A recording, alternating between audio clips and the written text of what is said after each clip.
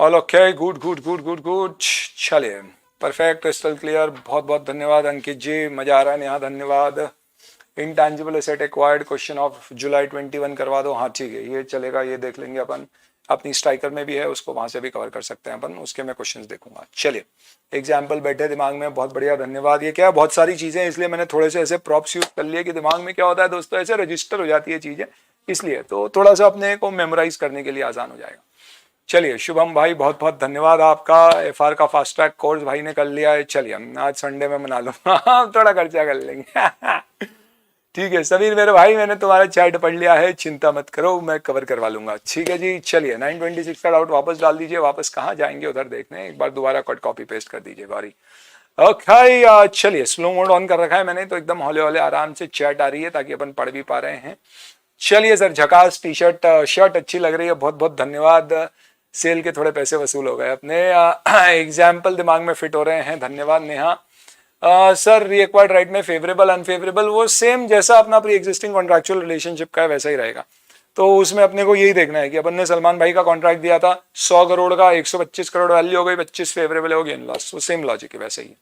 What would be the entry on date of issue of shares to employ, जिस दिन अपन share issue करते हैं उस दिन अपन क्या करेंगे, शेयर बेस्ड पेमेंट रिजर्व को डेबिट कर देंगे और शेयर कैपिटल इशू कर देंगे, डिफरेंस प्रीमियम में चले जाएगा। चलिए, एक एक क्वेश्चन भी ले लो, उससे ज्यादा कनेक्टिविटी आ जाती है। वरुण मेरे भाई, ले ही तो रहा हूँ, और क्या किया मैंने अभी तक, क्वेश्चन ही तो लिए। रीएक्वायर्ड राइट का सीए डिग्री वाला तो अभी तक याद है, हाँ वो अपन ने डिस्कस किया था। चलिए, तो अभी बहुत सारे खैर एग्जाम्पल नहीं लिए, एक एक एग्जाम्पल से करवा दिया मैंने, just for the sake of, for the benefit of time. Sir, आपकी कहीं जगह पीसी से एडजस्ट करने को बोला है, उसमें डाउट आता है कि पीसी में एडजस्टमेंट करनी है या आईएनए में एडजस्टमेंट करनी है। बेटा, अभी जो भी अपन ने डिस्कस किया है वो सब पीसी के एडजस्टमेंट्स हैं, क्योंकि आपको ये सोचना है कि आपने पैसे कम ज्यादा दिए हैं क्या, इस तरह से आपको सोच के आंसर मिलेगा। चलिए, बढ़िया चल रहा है, बहुत बहुत धन्यवाद रोहित। सर, बिजनेस कॉम्बिनेशन कब तक खत्म करने का टारगेट है? दोस्त, अपन खत्म नहीं करते, पूरा करते हैं। क्या बात बोली है सर, छा गए आप, बहुत बढ़िया। चलिए, ओके, थोड़ा पोल शोल हो जाए, पांड्या जी कहते हैं अभी कर लेते हैं बेटा, अभी एक बार ये सारे करवा दे कॉन्सेप्ट्स, बीच में चलो पोल भी डाल देंगे। Looks good to me everything, okay जी, तो बड़े अब आ गया।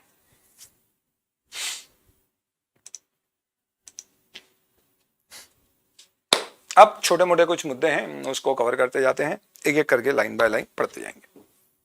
मैंने कंपनी एक्वायर करी और उसकी बुक्स में कोई कंटिजेंट लायबिलिटी आ रही थी। कैसी कंटिजेंट लायबिलिटी? अरे सर लाओ ना यार, एक बार, बहुत देर हो गई। चलो आते हैं। मैंने ये कंपनी एक्वायर करी, इस कंपनी की मैंने ये वाली चेन खोली, इससे एसेट्स निकली, यहाँ से कुछ एम्प्लॉय निकले थे, ये वाली चेन से कुछ एसेट्स होंगी। इसके अलावा ओ, इसकी बुक्स के बाहर कुछ रखा हुआ है, क्या है? इसके बुक्स के बाहर में कोई एक इसकी कंटिजेंट लायबिलिटी है किसी प्रकार की, कोई लीगल नोटिस वोटिस आया हुआ है। ध्यान रखना है, डिज्नी और हॉटस्टार के बीच का ट्रांजैक्शन नहीं है, वो सब खत्म हो गया। ये कुछ और है, ये कोई इस तरह का नोटिस आया हुआ है, कोई चेक बाउंस या जो भी है। खैर, ये बुक्स में रिकॉग्नाइज्ड है या बुक्स के बाहर है? ये foot notes to the books है, ये रिकॉग्नाइज नहीं है, ये बाहर रखा हुआ है, बैलेंस शीट के बाहर है, ये out of the balance sheet. यानी ये इसकी बुक्स में क्या शो हो रहा है, this is basically shown as a contingent liability disclosed. Normal rule कहता है दोस्तों कि जब आप किसी कंपनी को एक्वायर करोगे तो उसकी सारी एसेट्स और लायबिलिटी को फेयर वैल्यू पे लाओगे, पर आपको एसेट और लायबिलिटी फेयर वैल्यू पे रिकॉर्ड करना है तो कैसे? As per respective end as. अब इसमें प्रॉब्लम यह है कि जब मैंने हॉटस्टार को एक्वायर किया तो इस हॉटस्टार की एक कंटिजेंट लायबिलिटी भी मेरे सर पे आ गई। ये कंटिजेंट लायबिलिटी को एज पर इंडेज 37 नोट्स में डिस्क्लोज किया जाता है, बुक्स में रिकॉर्ड नहीं किया जाता। लेकिन जब मैं इस कंपनी को एक्वायर कर रहा हूं तो डेफिनेटली इस कंटिजेंट लायबिलिटी के कारण मैं इसे कहूंगा कि भैया तेरी कीमत थोड़ी कम हो गई है रे। क्यों? क्योंकि अगर तेरे सर पे ये सपोज लायबिलिटी कल दिन आ गई तो एक टेंशन है मेरे को, मुझे पैसे देना पड़ेंगे, क्योंकि जिस दिन लायबिलिटी आएगी उस दिन कंपनी पैसे देगी तो उस दिन के ओनर का नुकसान होगा। हॉटस्टार बोलता है देखो कंपनी खरीदना है तो खरीदो, नहीं तो रहने दो। मैंने बोला भाई ऐसा नहीं बोल रहा हूं, मैं तो कंपनी खरीद रहा हूं, पर मैं ये बोल रहा हूं कि मेरे लिए क्या है, थोड़ा सा इसका भी एक वो है। उसने बोला जो भी है भैया आप पैसे बताओ। मैंने बोला 1000 करोड़। उसने बोला ले लो, इसमें लायबिलिटी भी सब आपकी। तो कहीं ना कहीं मुझे एक चीज समझना चाहिए दोस्तों कि लेट्स से उसकी बाकी सारी एसेट्स 800 करोड़ की आई है और उसकी एक कंटिजेंट लायबिलिटी है। मुझे कहीं ना कहीं ये सोचना पड़ेगा कि इस कंपनी को एक्वायर करने के चक्कर में इसकी कंटिजेंट लाइबिलिटी भी मेरे पास आ गई। नॉर्मली कंटिजेंट लाइबिलिटी बुक्स में एज पर इंड AS 37 नहीं आती है। What is contingent liability? Where chances of liability arising are less. But यहाँ पे क्योंकि कहीं ना कहीं देखा जाए तो मैं ये मानूंगा कि मैं उस कंपनी को खरीद रहा हूँ जो कभी वो गैर थी और आज मैं अपना बना रहा हूँ, तो मैं ये कहूंगा कि मैं 800 करोड़ रुपीस की एसेट्स के बदले में उसको 1000 करोड़ नहीं दे रहा हूँ। अगर उस कंटिजेंट लाइबिलिटी की fair value let's say 1 crore है, तो मैं ये कहूंगा कि मैं उसकी वर्थ 799 करोड़ मानता हूं, जिसके बदले में 1000 करोड़ दे रहा हूं। ध्यान रखना, ये जो किसी ने क्वेश्चन पूछा था, सर कंफ्यूजन होता है पीसी एडजस्ट करें या नेट आइडेंटिफाइबल एसेट, इस केस में क्या पीसी एडजस्ट होगी? नहीं नहीं नहीं, पीसी कब एडजस्ट होती है? जब मैंने उसके ऊपर केस लगा रखा होता तो मैंने पीसी कम ज्यादा दिया होता। यहाँ पे क्या हो रहा है, वो बोल रहा है मेरी ये कंपनी है भैया, इसमें आपको सब लेना पड़ेगा, मेरी सारी एसेट लाइबिलिटी सब आपकी। तो ऑब्वियस सी बात है, सारी एसेट लाइबिलिटी के मेजरमेंट में मैं इस कंटिजेंट लाइबिलिटी को भी मेजर करूंगा। तो सर ये एक्सेप्शन में या स्पेशली क्यों पढ़ रहे हैं? क्योंकि कंटिजेंट लाइबिलिटी बुक्स में नॉर्मली नहीं आती है। ये एक एक्सेप्शनल केस है जहां पे कंटिजेंट लाइबिलिटी बुक्स में रिकॉग्नाइज होगी। कितने पे होगी? फेयर वैल्यू पे। कब होगी? डेट ऑफ एक्विजिशन पे। तो सर इसकी तो फेयर वैल्यू आगे चेंज हो सकती है। बिल्कुल सही कहा आपने। हो सकता है 1 साल बाद ये जो कोर्ट में हमारे ऊपर केस फाइल किया गया है, ये पर्टिकुलर केस में अब लग रहा है लाइबिलिटी आने के चांसेस ज्यादा हैं और इसकी फेयर वैल्यू 5 करोड़ हो गई है। तो ऑब्वियस सी बात है, ये अपन ने कंसोलिडेशन में भी पढ़ा था, इसके आगे के फेयर वैल्यू चेंजेस को हम FVTPL पे मेजर करेंगे। इंड AS 109 में आपको बताया था, बिजनेस कॉम्बिनेशन में कोई कंटिजेंट लाइबिलिटी एक्वायर होती है तो FVTPL से मेजर होती है। तो आगे का कोई भी रीमेजरमेंट गेन लॉस है तो वो PRL में जाएगा, provided it is not due to measurement period provisional liability changes जो पहले पढ़ा था। This is basically due to fresh developments which have happened. तो यहाँ पे क्या कहा गया है कि डेट ऑफ एक्विजिशन पे अगर कोई भी कंटिजेंट लाइबिलिटी एक्वायरी की, ये मेरे और उसके बीच का ट्रांजैक्शन नहीं है ना, कोई कंटिजेंट लाइबिलिटी एक्वायरर की। तो in this ways what I have to do, तो यहाँ पे कहा गया है कि आई विल हैव टू, ब्रह्मास का ये पेज नंबर 313 है, डेट ऑफ एक्विजिशन पे I will recognise it even if it is less probable at fair value. और उसके बाद ये कंटिजेंट लाइबिलिटी किस पे मेजर होती रहेगी? तो एज पर इंड AS 37 जो इसकी वैल्यू होती है उस पर मेजर होती रहेगी। कुछ कंटिजेंट लाइबिलिटी ऐसा हो सकता है कि रेवेन्यू रिकॉग्नाइज से रिलेटेड हो, 115, ये अपन अभी नहीं बाद में डिस्कस करेंगे। तो वो और ये वो फाइनेंशियल गारंटी में जो पढ़ा था उससे रिलेटेड है। तो इस पे आप रिकॉर्ड करते रहो, बाद में जब भी ये सेटलमेंट होगा इसका तो PRL से गेन लॉस बुक होगा, गुडविल वगैरह कुछ भी एडजस्ट नहीं होगी। याद आया आपको 109 में FVTPL पढ़ा था अपन ने, ठीक है। सब कनेक्ट होता है दोस्तों, बस आपको मेहनत करना पड़ेगी। क्या होता है, रेगुलर फास्ट ट्रैक बैच होती है तो अपन यहाँ पे पढ़ते हैं, वहां ऐसा पढ़ा था, उसको वहां जाके रिवाइज करते हैं। रेगुलर में बहुत ज्यादा, फास्टर में थोड़ा, यहाँ पे इतना समय नहीं, पर यहाँ पे इतना दूर ही नहीं है, ये 4 दिन पहले पढ़ी हुई चीज है जो आज वापस से आ रही है। तो आपको एकदम रिकनेक्ट होना चाहिए। और अगर आप ऐसे पढ़ोगे ना, तो आप देखो दोस्तों, मेरा मेन FR पावर में आप देखोगे तो अपना मेन कॉन्सेप्ट क्या है, बड़े वाले ये जो चैप्टर जो ज्यादा डर पैदा करते हैं, ये अच्छे से खत्म कर लें। खत्म नहीं सर, पूरा करते अपन, ताकि इसकी कनेक्टिविटी ऐसी कमबख्त हो जाए कि एक दूसरे से लेट हो। पर इसके लिए आपको थोड़ा समय खुद को भी देना पड़ेगा इन चीजों को पढ़ने के लिए, ठीक है। ध्यान रखना, contingent liability is different from contingent consideration. ये मैंने आपको सिर्फ रिकैप के लिए यहाँ पे लिखा है, इससे उसका कोई लेना देना नहीं है। कंटिजेंट कंसिडरेशन का मतलब क्या होता है, मैंने बोला है कि ऐसा हुआ तो इतने पैसे और दूंगा, वो आकाश बाइजू वाला एग्जाम्पल, वो यहाँ पे अपन डिस्कस नहीं कर रहे हैं, ठीक है।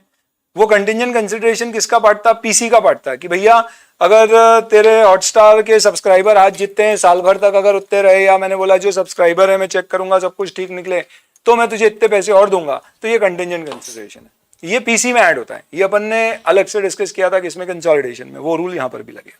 ये कितने पे मेजर होगा? फेयर वैल्यू पे मेजर होगा। बाद में इसकी फेयर वैल्यू चेंज हो सकती है, हाँ चेंज होगी तो कहाँ जाएगी? PRL से मेजर होगी। ये वैसा है, ठीक है। चलिए, तो ये एक और डिस्कशन हो गया अपना। इसमें एक छोटा सा पॉइंट और है, वो हाथों हाथ यहीं पे डिस्कस कर लेता हूं। ऐसा भी हो सकता है कि इसमें कोई इंडेमनिफिकेशन एसेट आ जाए। बोले तो क्या, जब निगोशिएशन चल रहा था मैंने बोला हॉटस्टार मेरे हो जाओ 1000 करोड़ में, उसने बोला ठीक है ये पूरी एसेट्स लाइबिलिटी आपकी। मैंने बोला ठीक है। मैंने बोला अरे एक सेकंड रुको, ये फुटनोट में क्या लिखा है? ओ ये कंटिजेंट लाइबिलिटी। उसने बोला भैया देखो कंपनी लेना है तो पूरी लो, ये कंटिजेंट लाइबिलिटी भी अपने सर पे ले लो। मैंने बोला यार ये क्या है, किसी ने तुम्हारे ऊपर केस लगा रखा है? हॉटस्टार ने बोला अरे ऐसे केस चलते रहते हैं। केस क्या है? Let's say for example Hotstar ने क्या किया था, तो ऐसे तो ये एग्जांपल हॉटस्टार का नहीं है, जी मूवीज का होना चाहिए। तो लेट्स से 2 मिनट के लिए आप समझ लो कि राधे मूवी इन्होंने क्या की थी, ब्रॉडकास्ट की थी, प्रीमियर किया था राधे मूवी का। एलो समझिएगा, सलमान भाई की मूवी है। और कुछ लोगों ने जिन्होंने वो मूवी प्रीमियर में देखी यहाँ पे पैसे देके, उन्होंने हॉटस्टार के ऊपर मेंटल टॉर्चर के केस लगा दिए। कंपनी के ऊपर क्या किया, कई सारे ऐसे केस लगा दिए कि भैया ये आपने हमारा मानसिक प्रताड़न किया है, मेंटल टॉर्चर किया, और इससे हमारे समय और पैसे का नुकसान नहीं, हमारे जीवन पे बहुत बड़ा एक इंपैक्ट पड़ा है। इनफैक्ट कईयों को तो हमको रावण दिखाना पड़ी कि भैया देखो ऐसा नहीं है, इससे भी बुरी बनी है और बड़े बड़े सुपरस्टार्स के द्वारा बनाई गई। तो दोस्तों कभी आपसे जीवन में अगर कभी ऐसा लग जाए कि यार हमारे जैसा व्यक्ति इतनी बड़ी गलती कैसे कर सकता है, तो आप राधे, रावण ऐसी पिक्चरें देखिएगा, तो आपको लगेगा अरे अपनी गलती इनके सामने कुछ भी नहीं। खैर छोड़िए।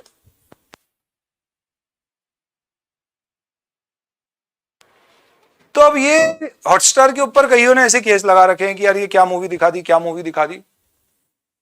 मैंने बोला यार ये क्या है, उसने बोला अरे ऐसे केस कोई लगाता है क्या, ये तो किसी लोगों ने ऐसे ही मिलके लगा दिए होंगे हमारे ऊपर, और इस पे कोई लाइबिलिटी वगैरह नहीं आना है। अभी ये डिज्नी बाहर से आया है, ये बड़ा डरता है केस वेस से। इसने बोला कि यार देखो इसमें है ना 10 करोड़ तक की लाइबिलिटी आई तो मैं पे कर लूंगा, उससे ज्यादा आई तो तुमको देना पड़ेगी। उसने बोला अरे कुछ नहीं आना। मैंने बोला देखो मुझे लग रहा है 10 करोड़ तक की पॉसिबिलिटी आती है, उससे ज्यादा फिर मैं नहीं दूंगा। तो इन्होंने बोला चलो ठीक है, ये पूरी कंपनी आपकी, इसके ऊपर अगर किसी प्रकार की अपने जीवन बर्बाद चलिए एनीवे समझो, तो अगर 10 करोड़ रुपए से ज्यादा की लाइबिलिटी आई तो हॉटस्टार के ओनर ने बोला है वो पे करेंगे, तो ये मैं इंडेमनीफाई हो गया, मेरी मैक्सिमम लाइबिलिटी रिस्ट्रिक्ट हो गई 10 करोड़ पे। इंडेस बोलता है अब आपके पास 2 ऑप्शन है। ऑप्शन नंबर 1 है कि आप ऐसा करो कि आप अपनी बुक्स में 10 करोड़ रुपीस की अपनी कंटिजेंट लाइबिलिटी की फेयर वैल्यू आपको लग रही है उतने पे रिकॉर्ड कर लो, मस्त हो जाओ। दूसरा पॉसिबल, आप एक काम करो, आप 10 करोड़ की आपको लाइबिलिटी लग रही है, क्या लग रहा है लाइबिलिटी कितने की आ सकती है उस पर रिकॉर्ड करो, तो हमें लग रहा है यार हो सकता है 25 करोड़ की आ जाए, तो 15 करोड़ तो वहां से मिल जाएंगे। तो आप दोनों अलग अलग रिकॉर्ड करना, लाइबिलिटी फेयर वैल्यू पे और इंडेमनिफिकेशन एसेट अलग पे। और आगे इस इंडेमनिफिकेशन एसेट को आप अपनी बुक्स में कैसे मेजर करना, तो जिसको इंडेमनिफाई करने के लिए एसेट बनाया है उस बेस लाइबिलिटी का मेजरमेंट जैसे हो रहा है वैसे ही इसका भी मेजरमेंट होगा। तो उदाहरण के तौर पे लेट्स से फॉर एग्जांपल मैंने कंपनी एक्वायर करी, उसके कई सारे ईसॉप्स थे, मैंने उसको फेयर वैल्यू पे मेजर कर लिया और उसे अपनी बुक्स में एडजस्ट कर दिया, पीसी एनसीआई जहां जोड़ना था वो सब कर दिया। पर मैंने उनको बोला कि देखो आपने हमें जो बताया है ना उसके अनुसार आपकी कंपनी में बस यही एम्प्लॉइज थे जिनको ईसॉप आपने दे रखे, हमने इसका ड्यू डिलिजेंस कर लिया, बस यही एम्प्लॉय निकले जिसको ईसॉप दे रखे। सुनना मेरी बात, अगर इसके अलावा आपकी कंपनी में कोई और एम्प्लॉय निकले जिसको आपने ईसॉप दिया और हमें नहीं बताया तो हमें तो बाद में उसको देना पड़ेंगे, आप इंडेमनीफाई करोगे। उसने बोला चलो ठीक है मंजूर है, कोई दिक्कत। तो अगर बाद में आपकी कोई ईसॉप की लाइबिलिटी आती है तो आप ईसॉप की लाइबिलिटी को कैसे मेजर करोगे, 102 से, पर उसका आपको कंपनसेशन वहां से मिलेगा, तो आप अपनी बुक्स में ईसॉप की लाइबिलिटी कैसे दिखाओगे, शेयर बेस्ड पेमेंट रिजर्व में, पर दूसरी तरफ आप इंडेमनिफिकेशन एसेट दिखाओगे। इंडेमनिफिकेशन एसेट का valuation will not be at fair value, in fact it will be dependent on the underlying asset और liability which has been indemnified. बस इतनी सी बात है, कोई बड़ी बात नहीं है, छोड़ो इसको। चलिए अब आते हैं अपन अगले मुद्दे पे। ठीक है भाई, बढ़िया बढ़िया बढ़िया। स्टूडियो दिखाएं सर, आखिरी में देखेंगे। एसेट कंसंट्रेशन टेस्ट बेटा वो भी आखिरी में पढ़ेंगे। चलिए बढ़िया बढ़िया चल रहा है सर, एक बार रावण तो सर को याद आ ही जाती है। एनीवेज ये आया भाई, सबको समझ में आया। कई लोग बोल रहे सर ये रावण क्या है, जिन्होंने नहीं देखी है दोस्तों believe me you are lucky souls on this earth. अगर आपको किसी को शाहरुख खान से कभी बहुत मोहब्बत है और आप चाहते हो कि यार कैसे हमारी उसकी तरफ मोहब्बत कम हो, तो एक बार उसकी रावण जरूर देख लीजिए। ठीक है जी, चलिए हाँ ये सब एब्जॉर्प्शन वाले केसेस के मोस्टली डिस्कशन हो रहे हैं। अब आते हैं अपन इनकम टैक्स में। इनकम टैक्स की क्या कहानी, अब ये अगला इंपॉर्टेंट डिस्कशन है आज का, ये समझ लो आप। अब मैं इसका पिटारा खोलता हूं तो इसमें अभी और एसेट्स लायबिलिटी, क्या बात कर रहे हो सर अभी खत्म नहीं होएगा, अरे बहुत सारा अभी तो मैंने इसमें देखा कि यार क्या है, और अच्छा ये आया, ये क्या पैन कार्ड ले आएंगे सर आप आपका तो देखो दोस्तों, इस कंपनी को जब मैंने एक्वायर किया तो मैंने देखा कि इसका कुछ डीटीए डीटीएल भी आ रहा है। क्या आ रहा है, डीटीए डीटीएल भी आ रहा है। ओहो हो, अब इस डीटीए डीटीएल का क्या करूं। एकदम मस्त तुमको 2 मिनट में समझा देता हूँ, एकदम बिना टेंशन के समझ लेने का, एकदम रिलैक्स रहने का दोस्तों, कोई लोड नहीं लेने का। तुम तो घर पे बैठे हो, तुमको क्या है, थोड़ा सा भी लोड लगे तो जोर से आवाज देने का, अरे मम्मी चाय लेके आओ, ग्लूकॉन डी हो जाए, वो भी लेमन ऑरेंज फ्लेवर मिक्स करके। छोटी बहन भाई है तो उसके बोले जा रहे पढ़ाई कर रहा हूँ, कुछ खाना वाना बना के ले गया, हैवी कॉन्सेप्ट आ रहा है तुमको, मस्त एकदम राजा जैसे बैठे हो, सीए कर रहे हो तो ऐसी तुम्हारी इज्जत घर में बढ़ गई। अनलेस एंड अनटिल बहुत सारे अटेम्प्ट तुमने लगा दियो, फिर घर वालों को डाउट होने लगता है। एनीवेज अब आप बोलो अब आखिरी अटेम्प्ट है, कितने लग गए ये मत देखो, कितने बाकी है बस ये पूछो, ठीक है, एटीट्यूड। तो अभी what we are discussing is we are discussing relating to adjustments relating to income taxes which is nothing but DTA DTL of acquiree. Acquirer मतलब जो खरीद रहा है, एक्वायरी मतलब जो बिक रहा है, यानी Hotstar, whether it is amalgamation absorption, क्या केसेस है दोनों देख रहे हैं, ठीक है। चलिए लेट्स सी।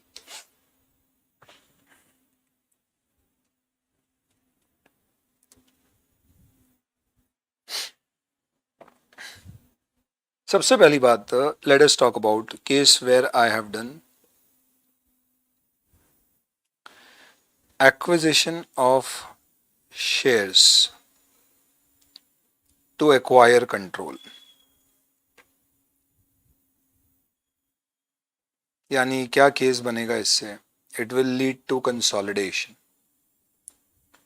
तो इसमें पहले बिजनेस कॉम्बिनेशन लगेगा और फिर बाद में कंसोलिडेशन। कंट्रोल किस पे एक्वायर किया है, over S limited by P limited. Flying chappal मिलती है।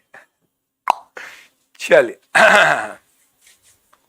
सर सारे हथियार लेकर आए। हाँ अब समझ में आ रहा है सर आज आप लेट क्यों हुए जी जी जी सर आपका वहम ही है कि हम राजा जैसे रहते हैं, अरे अपने को सोचने का ऐसा, एक्चुअल में तो अपने को मालूम है क्या है घर वाले बोलते भाई से दूर रहो, बोले गए तो काम बता देगा अब जो मैंने सब्सिडरी कंपनी एक्वायर करी है, से उसकी 31 मार्च 2021 को बुक्स में उसकी पीपी आ रही थी, ये पीपी ये एक्वायर किया था मैंने, कितने पे किया था यार, ये याद है कि आपको? सर ये 500 करोड़ का था, ठीक है, लेट्स से ये 400 पे आ रही है, ठीक है। अब इसके ऊपर हो सकता है कि ऑलरेडी कोई एक डीटीएल आ रहा हो 15 का, टैक्स रेट आपको दी गई 30%, fair value of PP on date of acquisition which was 1/4/2021 is 500। इसके अलावा लेट्स से दूसरी सन्ड्री एसेट्स थी हमारी 400 की, ये हमारी बैलेंस शीट का एक्सट्रैक्ट है, बाकी और कुछ भी नहीं था। लेट्स से इक्विटी थी इसकी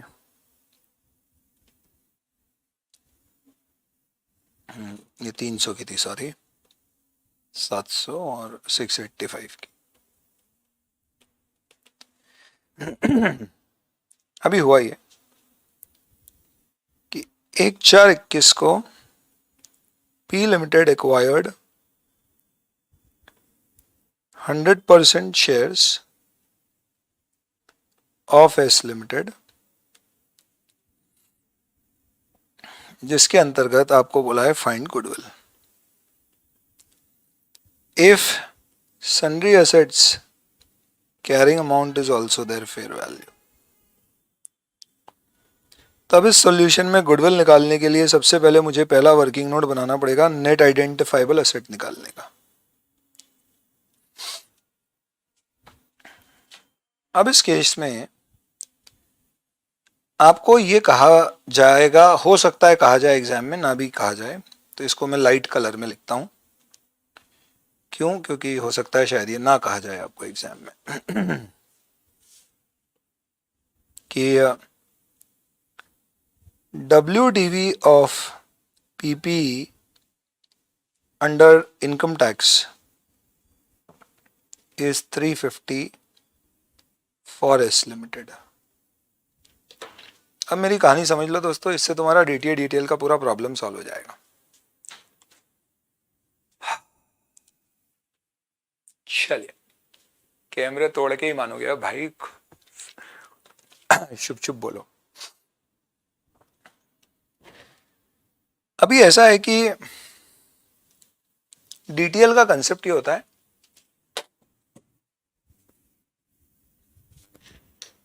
कि आप अकाउंट्स में किसी चीज का जो खर्चा बुक कर रहे हो, अगर आप इनकम टैक्स में उतना खर्चा नहीं बुक कर रहे हो तो इससे हो सकता है कि आज आप टैक्स कम ज्यादा दिखा रहे हो, आगे कम ज्यादा हो जाए। बोले तो क्या, ये जो पीपी है, लेट्स से फॉर एग्जांपल वापस से दिखाने के लिए, ये कैमरा या ये जो असेट्स हैं, लेट्स से ये खरीदी थी कई साल पहले 1000 करोड़ में, कई साल पहले। ये बुक्स में डेप्रिशिएट हो के 400 पर आ रही है। क्या जरूरी है इनकम टैक्स में भी डेप्री उतना लगाओ? नहीं, वहां पे डेप्रिशिएट हो के 350 पर आ रही है। इसका मतलब आपने इनकम टैक्स में अभी तक इसके ऊपर 1000 माइनस 350 650 का डेप्रिसिएशन क्लेम कर लिया है, लेकिन अकाउंट्स में आपने 600 का ही इस पे डेप्रिसिएशन इतने सालों में बुक किया, अज्यूमिंग इसकी ओरिजिनल कॉस्ट ऑफ एक्विजिशन 1000 थी। उससे कोई फर्क नहीं पड़ता, इसलिए मैंने लिखा नहीं है। मुद्दे की बात इतनी है कि दोनों शुरू हुए थे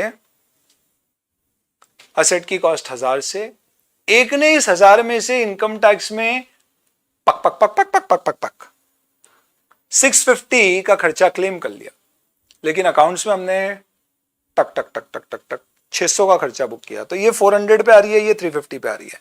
इनकम टैक्स में आप 50 रुपीज का ज्यादा डेप्रिसिएशन क्लेम कर चुके हो। इसका मतलब इस अभी तक आपने इसके ऊपर इनकम टैक्स में 50 रुपीज का एक्सेस डेप्री क्लेम करके अपने प्रॉफिट कम करके इतने के ऊपर टैक्स कम दिया है।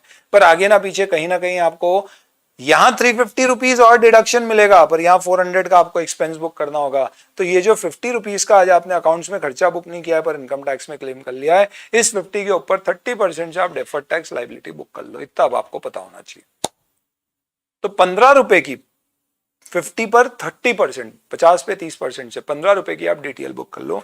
तो इसकी बुक्स में ऑलरेडी ये डीटीएल आ रहा है 15 रुपए का,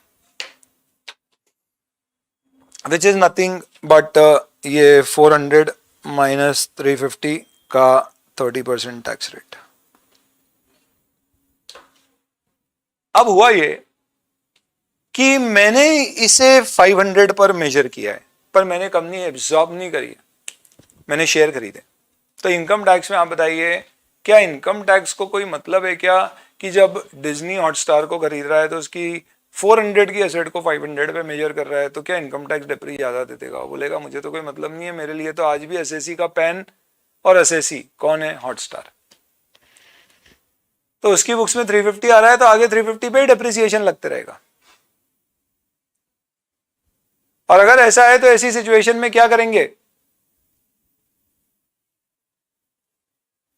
इनकम टैक्स बोलेगा भैया मैं आपको 500 पे डेप्री नहीं दूंगा, इनफैक्ट अभी तो आपको 350 पे ही मिलना है आगे भी। तो इंडेस कहता है कि यहां पे technically what is happening is you are valuing something at $500 whereas it is coming in the books at $400. You are paying excess 100 today for PP, hence you will have to depreciate in future 100 rupees on PP on which you will not get any tax benefit.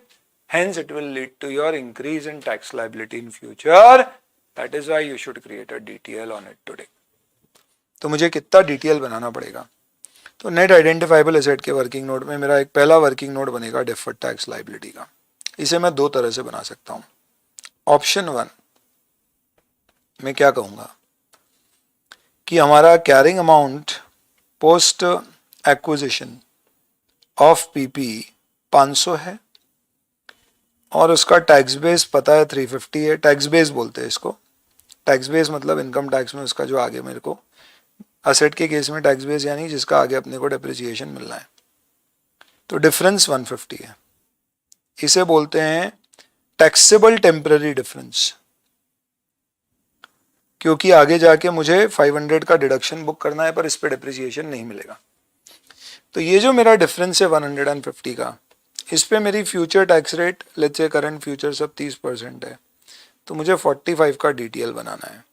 तो इस logic से मेरे net identifiable assets कितने हो जाएंगे? तो ये logic में मेरा नेट आइडेंटिफाइबल एसेट होगा PP will be measured eight fair value 500, current assets again measured eight fair value 300, DTL will be 45, my net identifiable asset would be 755. If the PC paid is 1000, my goodwill will be 245.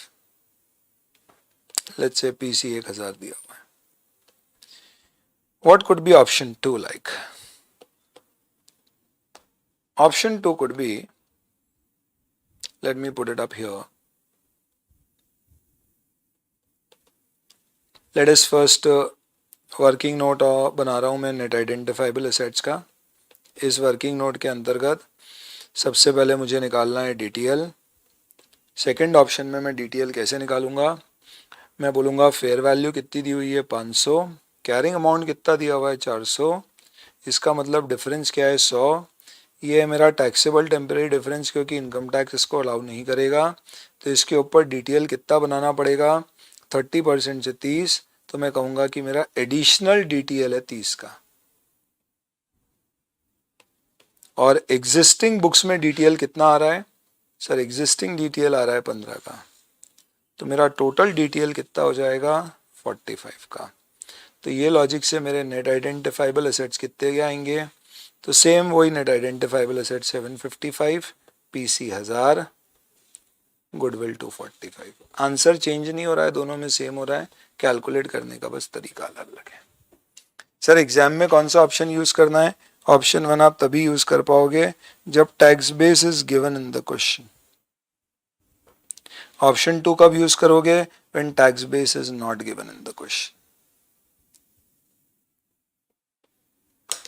तो जब tax base नहीं दिया तो आप मानना है कि जो कैरिंग अमाउंट बुक्स में आ रहा है सब्सिडरी के और उसका जो टैक्स बेस है उसका डिफरेंस का DTL बन चुका है, तो मुझे सिर्फ उसके कैरिंग अमाउंट और फेयर वैल्यू के डिफरेंस का DTL और बनाना है। पर अगर टैक्स बेस दिया हुआ है तो मैं सीधे वहां से निकालूंगा। इस तरह से मुझे प्रेफर करना पड़ेगा। This is the way I have to do it. डिश किया हूं सर, अगर यहाँ पे मैंने शेयर एक्वायर नहीं किए होते और कंपनी एब्जॉर्ब कर ली होती, यानी इस कंपनी को मैंने क्या कर दिया, अपनी कंपनी के साथ ऐसे मर्ज कर दिया, यानी एब्जॉर्ब हो गई है, तो फिर उस केस में आप सीधे देखो कि आपको इनकम टैक्स में पूरे 500 रुपए का डिडक्शन मिल जाएगा। हाँ सर, इनकम टैक्स अलाउ करेगा पूरे 500 का डिडक्शन देने का, तो फिर आपका कोई DTL नहीं है। पर इनकम टैक्स में लेट्स से फॉर एग्जांपल मैंने एक एक्यूमुलेटेड लॉसेस कैरी फॉरवर्ड करने वाला सेक्शन 79 का प्रोविजन फॉलो किया, तो ऐसे में हो सकता है इनकम टैक्स बोले कि उसकी जो कैरिंग अमाउंट या उसका जो टैक्स बेस था वही आगे कंटिन्यू होगा, तो फिर ये जैसा DTL यहाँ पे निकाला है सेम वैसा आपको निकालना पड़ेगा, सेम प्रोविजंस लग जाएंगे। अब आपको इतना लॉजिक समझ में आना चाहिए दोस्तों। इसी के साथ आपका किसका डिस्कशन कंप्लीट होता है? DTL दो सिचुएशन में टैक्स बेस दिया नहीं दिया तो क्या होगा। अब सी बात है, जब भी DTA बुक होता है तो आपको क्या ध्यान रखना है? There should be prudence. DTL के केस में आपको बुक करना ही पड़ता है, हालांकि प्रूडेंस के बारे में अपन बातचीत यहाँ पे नहीं करेंगे, that is something which we will discuss under Ind AS 12। इन सब के अलावा एक और पॉसिबिलिटी आ सकती है, वो क्या?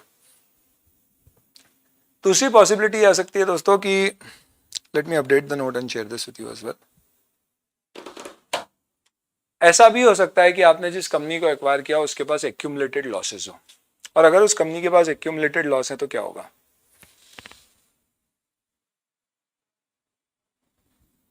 हो सकता है उसने उस पर DTA बनाया हो, तो बना रखा है तो अपन भी कंटिन्यू कर लेंगे। पर एक स्पेशल केस, मैंने इसे एब्जॉर्ब कर लिया, यानी मैंने इसे अपनी कंपनी में इसको मर्ज कर दिया, एब्जॉर्ब। तो मुझे एक बात बताओ, इफ A एब्जॉर्ब्स B, क्या B के एक्यूमुलेटेड लॉसेस अब A अपने प्रॉफिट से सेट ऑफ कर सकता है?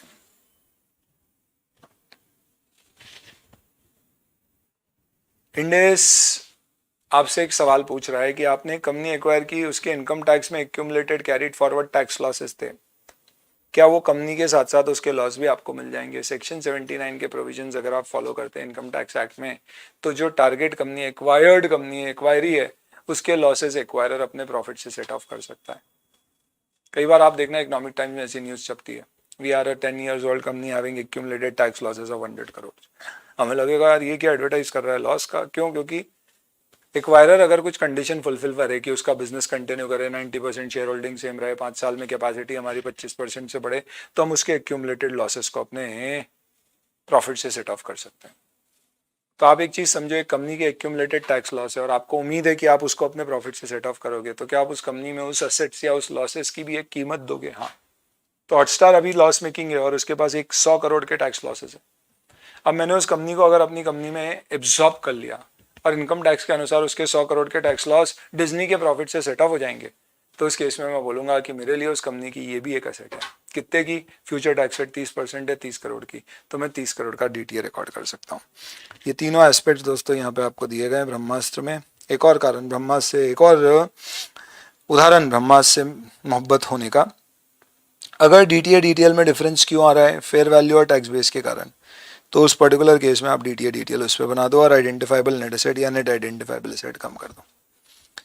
अगर DTA DTL ऑलरेडी एक्वायरी की बुक्स में आ रहा है, वो कब लेना है? तो जब टैक्स बेस ना दिया जाए तो वो प्लस जो एडिशनल बन रहा है वो लेना।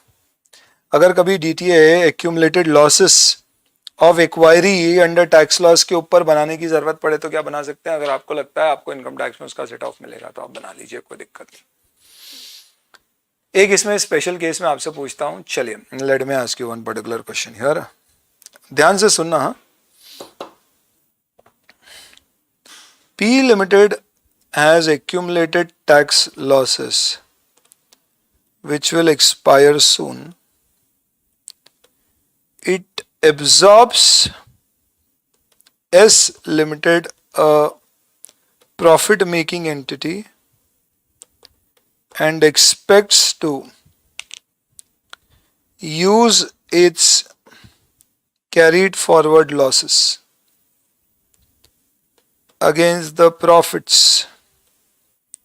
from the acquired company in next year. Can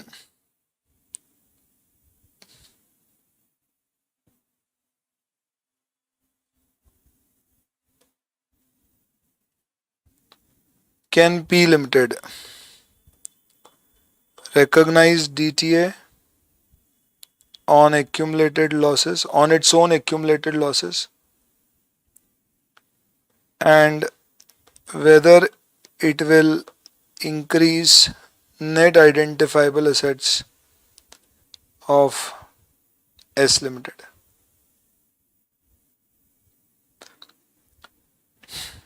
Yes, yes, no, no, yes, no.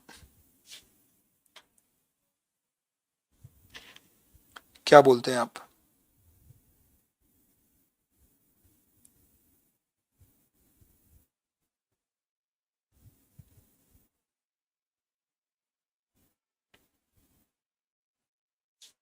चलिए भाई,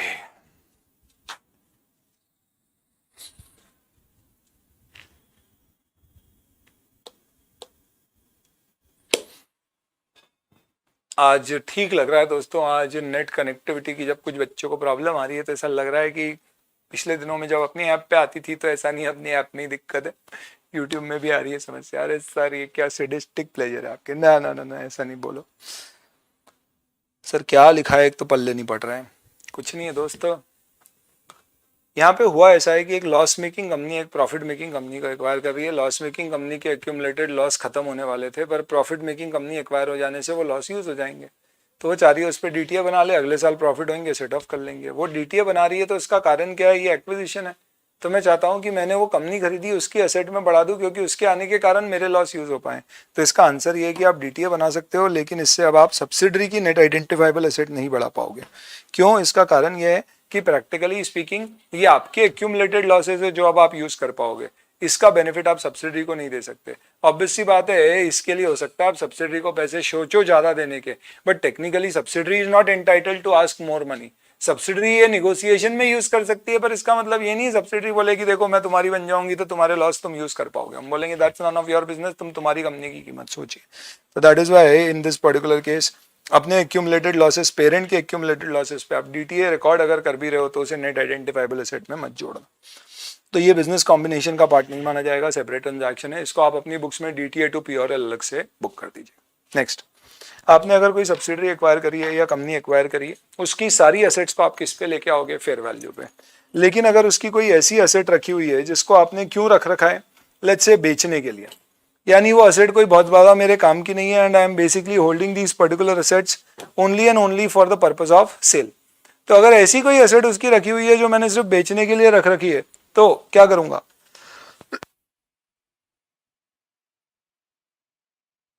तो लेट्स से इसकी ये बुक से एक एसेट निकली है, ये इसके तो काम आ रही थी, पर मैंने बोला अरे अपन ये सब यूज नहीं करते, अपन क्या है वायरलेस ब्लूटूथ वाले यूज करते हैं। तो इसकी लेट्स से फॉर एग्जांपल कोई पीपी है जो इसके पास यूज में आ रही थी, पर होल्डर को लगता है कि वो इसे यूज नहीं करने वाला है, तो मैं इसे क्या करूंगा, हेल्ड फॉर सेल मानूंगा। अगर ये हेल्ड फॉर सेल है तो मैं इसे कितने पे वैल्यू करूंगा, तो इसकी सारी एसेट फेयर वैल्यू पे आ रही थी, पर ये वाली एसेट फेयर वैल्यू पे नहीं आएगी, इसे मैं नेट फेयर वैल्यू पे रिकॉर्ड करूंगा। मैंने बेचा नहीं है इसको, पर बेचने वाला हूं, मैंने बोला ये मेरे कोई काम की नहीं है, आउच। तो मैं इसे कितने पे रिकॉर्ड करूंगा, विद ऑल ड्यू रिस्पेक्ट भाई बुरा नहीं मानना, मैं इसे कितने पे वैल्यू करूंगा, I am going to value this at net fair value. तो फर्क क्या होगा सर, सारी चीजें फेयर वैल्यू पे आती है, पर असेट हेल्ड फॉर सेल अगर कोई है तो वो नेट फेयर वैल्यू पे आएगी, which is fair value less the selling cost. कोई खास बात नहीं। चलिए, एम्प्लॉय के अर्न आउट अरेंजमेंट्स मैंने आपको सारे करा दिए, ये भी अपना डिस्कस हो गया था, बढ़िया। री एक्वायर्ड राइट्स अपन ने डिस्कस कर ली, ये भी हो गया कवर। अब आ जाते हैं अपन लीज एग्रीमेंट पे। चलिए, एक आध दो मुद्दे और हैं, उसके साथ ही अपने क्या होंगे, सारे एक्सेप्शंस कवर हो जाएंगे। ये हो जाने के बाद में फिर we'll be in a position to do one particular comprehensive question on this. उसके बाद में then we can come to special cases of reverse acquisition common control transactions, उसके बीच में अपन ब्रेक ले लेंगे। अब लीज एग्रीमेंट ऑफ एक्वायरी की क्या बात है, इसको अब आप समझ लीजिए। इंडेस 116 के आने के कारण ये चीज चेंज हो गई है, तो जिन लोगों ने 116 आने से पहले की कोई बैचेस कर रखी है उनके लिए ये बहुत काम की चीज है, ठीक है। क्या है ये कहानी, देखिए 1 सेकेंड।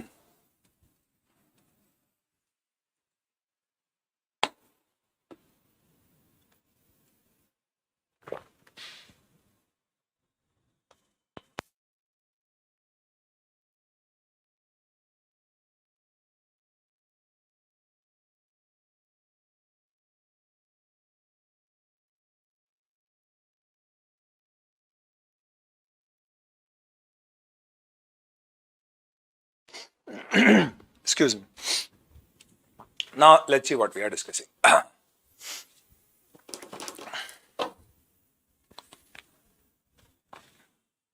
ये समझ लो दोस्तों कि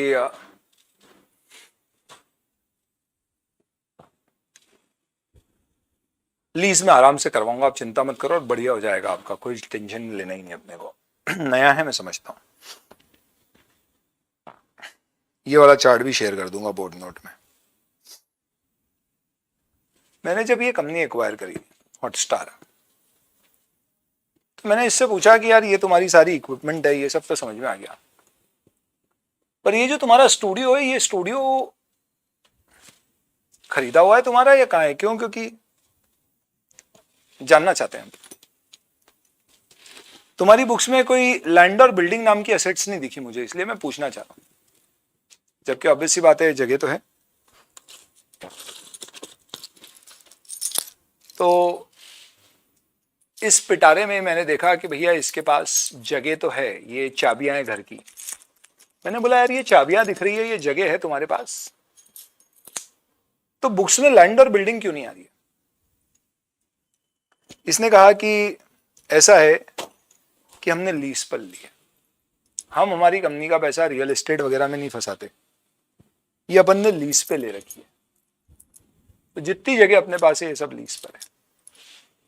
तो आप बताइए जो कंपनी आपने एक्वायर करी, ये पर्टिकुलर कंपनी एक लेसी है, क्या है, लेसी है। जो कंपनी आपने एक्वायर करी ये कंपनी क्या है, ये लेसी है, यानी Hotstar has taken its assets on lease, lessee. आज की तारीख में दोस्तों इंडेस 116 आने के बाद अगर आप कोई भी जगह लीज पर लेते हैं तो उस पर्टिकुलर जगह को आपको अपनी बुक्स में असेट दिखाना है लेसी को। अब वो ऑपरेटिंग लीज, फाइनेंस लीज वाले सारे फंडे खत्म हो गए लेसी के लिए। तो लेसी ने जब वो जगह ली है तो उसने उसे अपनी बुक्स में कंपल्सरली क्या दिखाना है, अपनी बुक्स में असेट और लाइबिलिटी दोनों बुक करना है। और इंडेस 116 कहता है कि लेसी ने यह जगह लीज पे ली है, कितने समय के लिए? तो उसने बोला भैया हमारा तो क्या है 20 साल का लीज एग्रीमेंट है, और ये 20 साल के लीज एग्रीमेंट में हमको हर साल 1 लाख रुपए रेंट देना है, या 1 करोड़ कर लो 20 साल तक। तो ये जो 1 करोड़ रुपए 20 ईयर्स तक देखना है, इसकी प्रेजेंट वैल्यू अगर मैं निकालता हूं तो इट कम्स टू 12 करोड़ रुपीस। ये 12 करोड़ रुपए इसकी बुक्स में राइट ऑफ यूज एसेट और लीज लाइबिलिटी दोनों आ रही है। अब इंडेस 116 कहता है कि अगर आप कोई जगह लीज पे लेते हो तो उसे आप अपनी बुक्स में present value of future lease payment के बराबर आप लाइबिलिटी बुक कर दो, और सेम उतने अमाउंट का आप right of use asset book कर दो। ये जो आपने लीज लाइबिलिटी बुक करी है, इसको आज के बाद से एसीएम मेथड से अकाउंट फॉर करते जाना, अमोर्टाइज कॉस्ट मेथड से।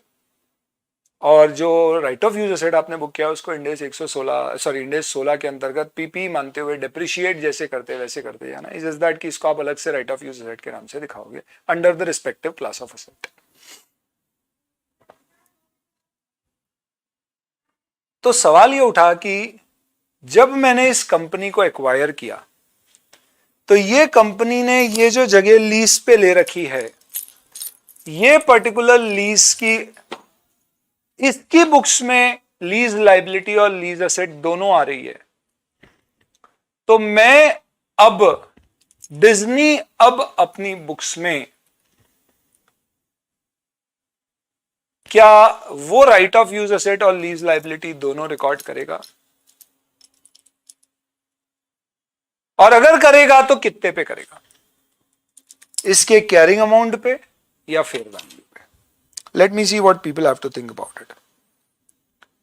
डिज्नी टू रिकॉग्नाइज, तो ये बात तो तय, रिकॉग्नाइज तो करना पड़ेगा। Disney to recognise right of use asset and lease liability both at what price? Carrying amount of right of use asset and lease liability in books of acquiry यानी Hotstar, number 1, या fair value of right of use asset and carrying amount of lease liability, या fair value of right of use asset and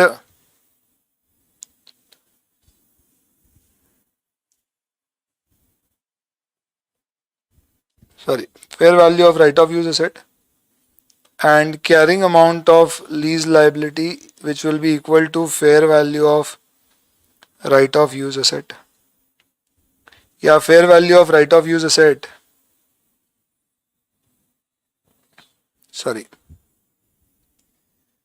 fair value of lease liability and right of use asset which will be equal to fair value of lease liability,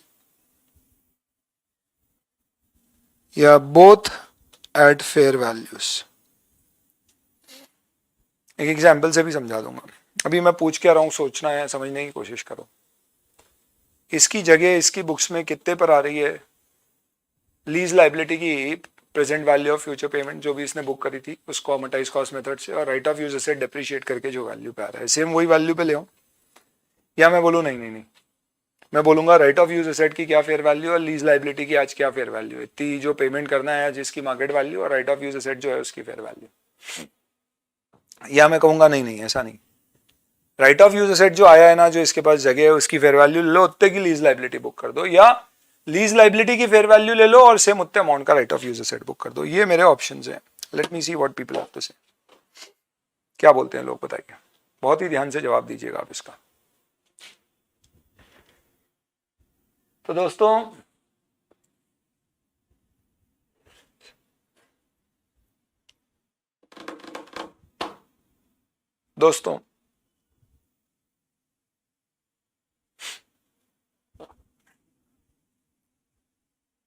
सही मायने में आप सोचो कि आपने जिस company को एक्वायर किया है उसने कोई जगह लीज पे ले रखी है, तो वो जगह उसकी है ही नहीं। तो अगर वो जगह उसकी है ही नहीं तो आप उस जगह की फेयर वैल्यू कैसे निकालोगे? बात तो सही है। तो फेयर वैल्यू अगर निकलेगी तो लीज लाइबिलिटी की निकल सकती है, ये कह के कि भाई मुझे आज से 20 साल तक अगर 1 करोड़ रुपए, हॉटस्टार को आज से 20 साल तक 1 करोड़ रुपए इस जगह के देने, तो आज की तारीख में मार्केट रेट ऑफ इंटरेस्ट क्या है, लेट्स से 10% है, तो मैं उससे इसको डिस्काउंट करके लाइबिलिटी की फेयर वैल्यू निकाल सकता हूं। हो सकता है उसने जब लीज किया हो तब उसका ओरिजिनल रेट 8% था। तो लाइबिलिटी की फेयर वैल्यू निकालना लॉजिकली पॉसिबल है, राइट ऑफ यूज एसेट की फेयर वैल्यू निकालना लॉजिकली कम चांसेस है। And for this particular reason answer इसमें क्या होगा? The answer in this case would be that हमें लीज लाइबिलिटी को फेयर वैल्यू पे रिकॉर्ड करना है और सेम उसी अमाउंट पे right of use asset record होगा। सब ने सब सोचा, क्योंकि कईयों को समझ नहीं आया तो उन्होंने जो मानना था मार दिया, बट मुद्दे की बात यह है कि दोनों फेयर वैल्यू पे रिकॉर्ड नहीं होंगे, पहला पॉइंट। तो मैंने कहा कि आज 1 करोड़ रुपए 20 साल तक देना है, आज ये मार्केट में क्या रेट ऑफ इंटरेस्ट चल रहा है उससे डिस्काउंट कर दो, ये उसकी लीज लाइबिलिटी की फेयर वैल्यू है, सेम उसी अमाउंट पे right of use asset book होगा। तो सर इससे आपके नेट आइडेंटिफाइबल एसेट तो चेंज ही नहीं हुए। बिल्कुल सही कहा आपने बेटा, क्योंकि जितने की लाइबिलिटी उतने का एसेट, क्योंकि प्रैक्टिकली आप बताओ इसका है ही क्या, इसने सिर्फ जगह किराए पे तो ले रखी है। हाँ? तो जब इसने जगह किराए पे ली है तो इसके कारण मैं इसके काय का पैसे दूं? हाँ? तो मैं नेट आइडेंटिफाइबल एसेट 0 से बढ़ाऊंगा, पर मैं कैसे बढ़ाऊंगा? जितने की लीज लाइबिलिटी की फेयर वैल्यू है सेम उतने का राइट ऑफ यूज एसेट है, क्योंकि आगे मुझे भी तो लीज की अकाउंटिंग करना है, इसे एक्वायर करने के बाद 100 लगा। क्या है यार इंडेस, मान गए एकदम। पर सर एक प्रॉब्लम बताता हूं मैं आपको। हाँ बताओ बेटा। सर सही बताऊं ना तो हॉटस्टार ने ये जो जगह ले रखी है ना सर लीज पे, ये उसने भारत सरकार से ली थी आज से 10 साल पहले, 30 इयर्स की लीज पे, अब 20 साल की बाकी है। तब ये जगह उसको मालूम है कितने में मिल गई थी? सर उसको 1 करोड़ रुपए साल की लीज पे मिल गई थी।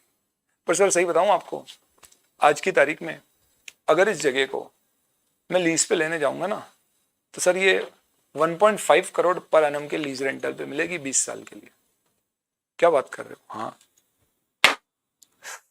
ये तो इसने बहुत अच्छा कर लिया यार, सही समय पे लंबा कॉन्ट्रैक्ट ले लिया। क्यों? क्योंकि अगर आज मैं करने जाता तो मुझे 0.5 करोड़ हर साल ज्यादा देना पड़ता है 20 साल तक।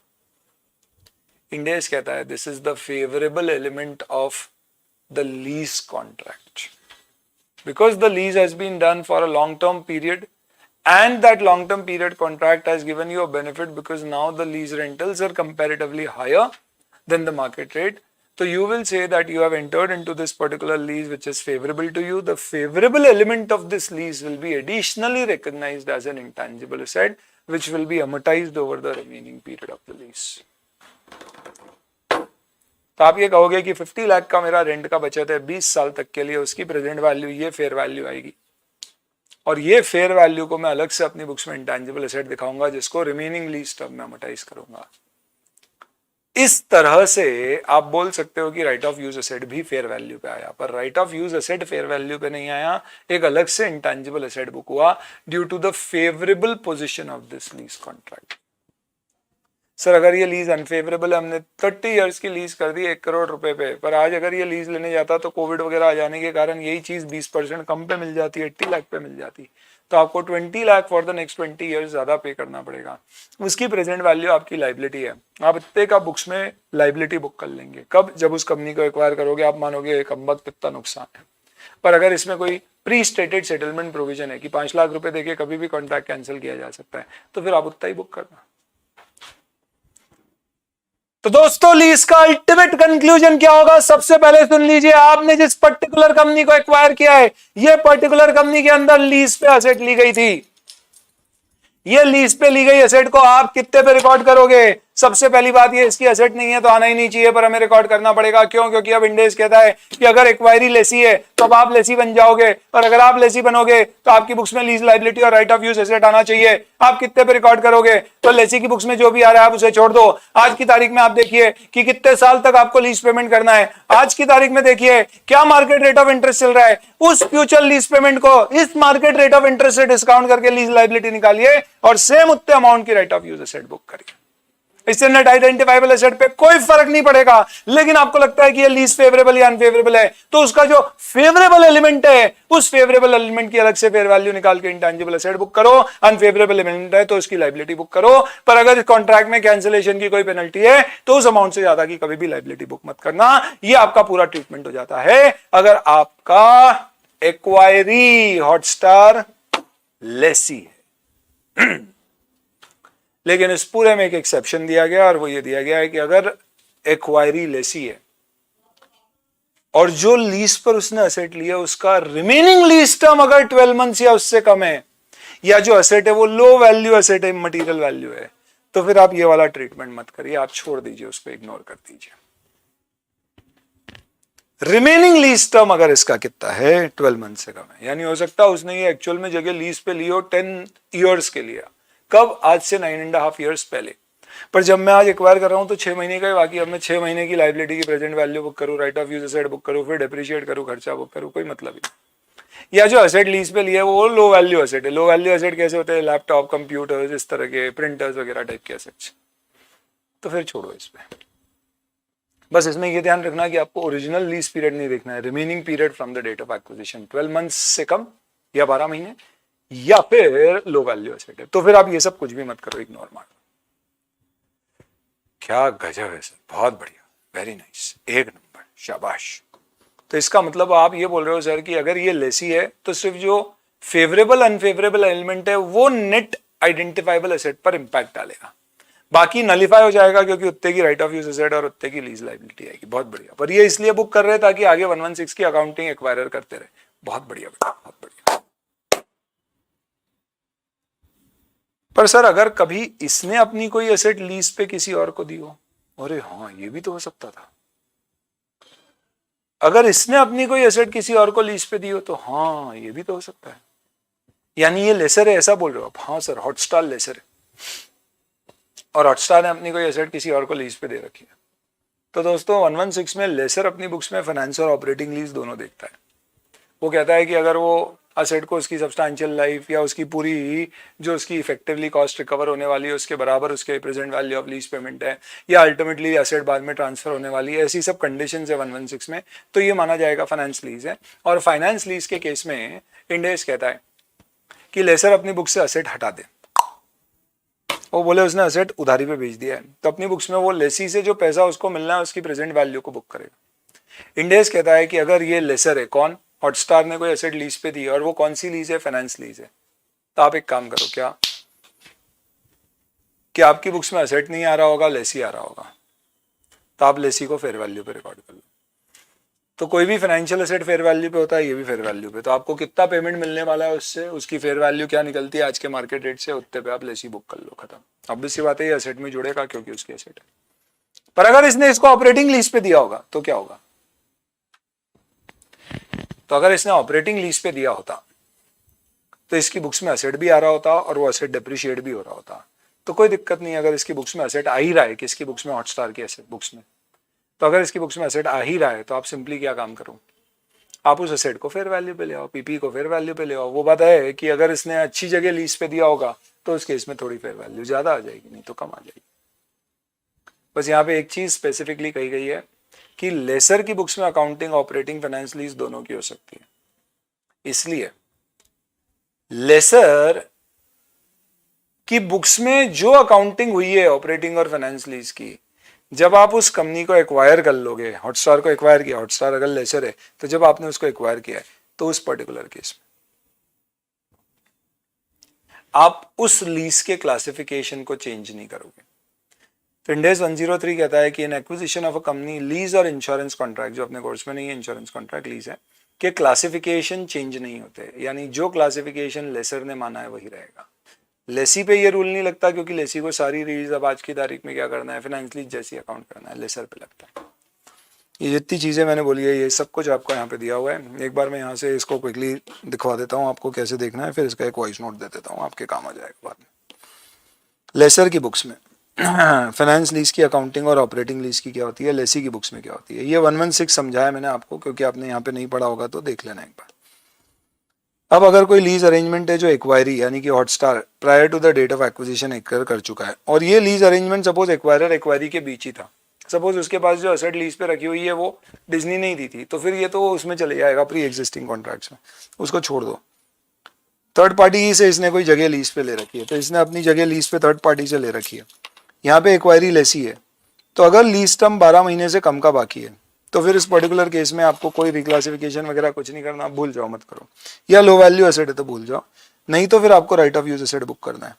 तो आप क्या करना, lease asset Rani right of use asset और लीज लाइबिलिटी दोनों बताना, और किससे बताना, तो लीज लाइबिलिटी और राइट ऑफ यूज एसेट दोनों कितने पे आएंगे, present value of future lease payment, और ये future lease payment present value निकालोगे तो इसमें आप क्या करोगे, you will basically use the implicit interest rate of lease on date of acquisition, ना कि date of original agreement of lease, यानी कि करंट मार्केट रेट्स पे ये निकालेंगे।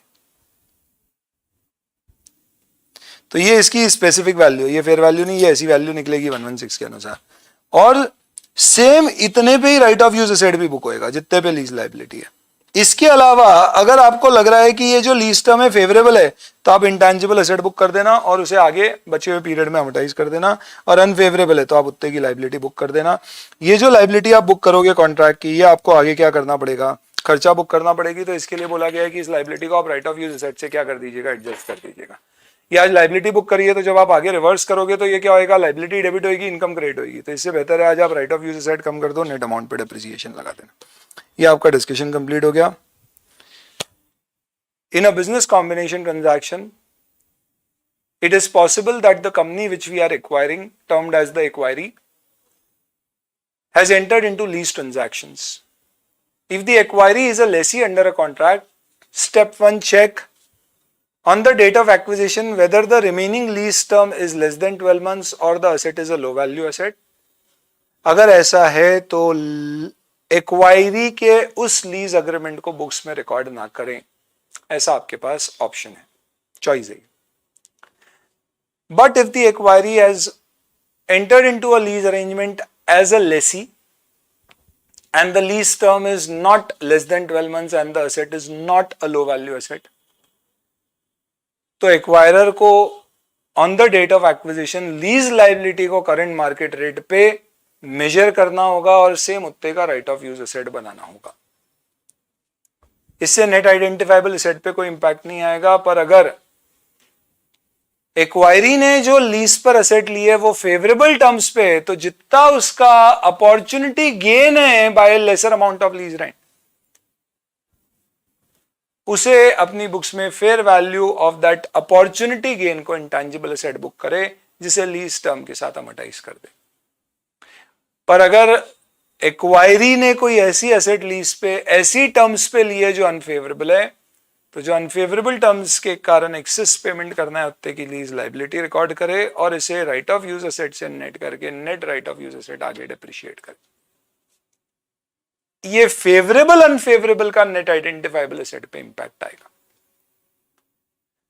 लेकिन अगर जिस कंपनी को आपने एक्वायर किया है उसने कोई एसेट लीज पे दी है, यानी acquiree is a lesser, then 1, it would have accounted for that leased asset in its own books either as a finance lease or operating lease. We will not change the classification of lease on the date of acquisition, it's an exception.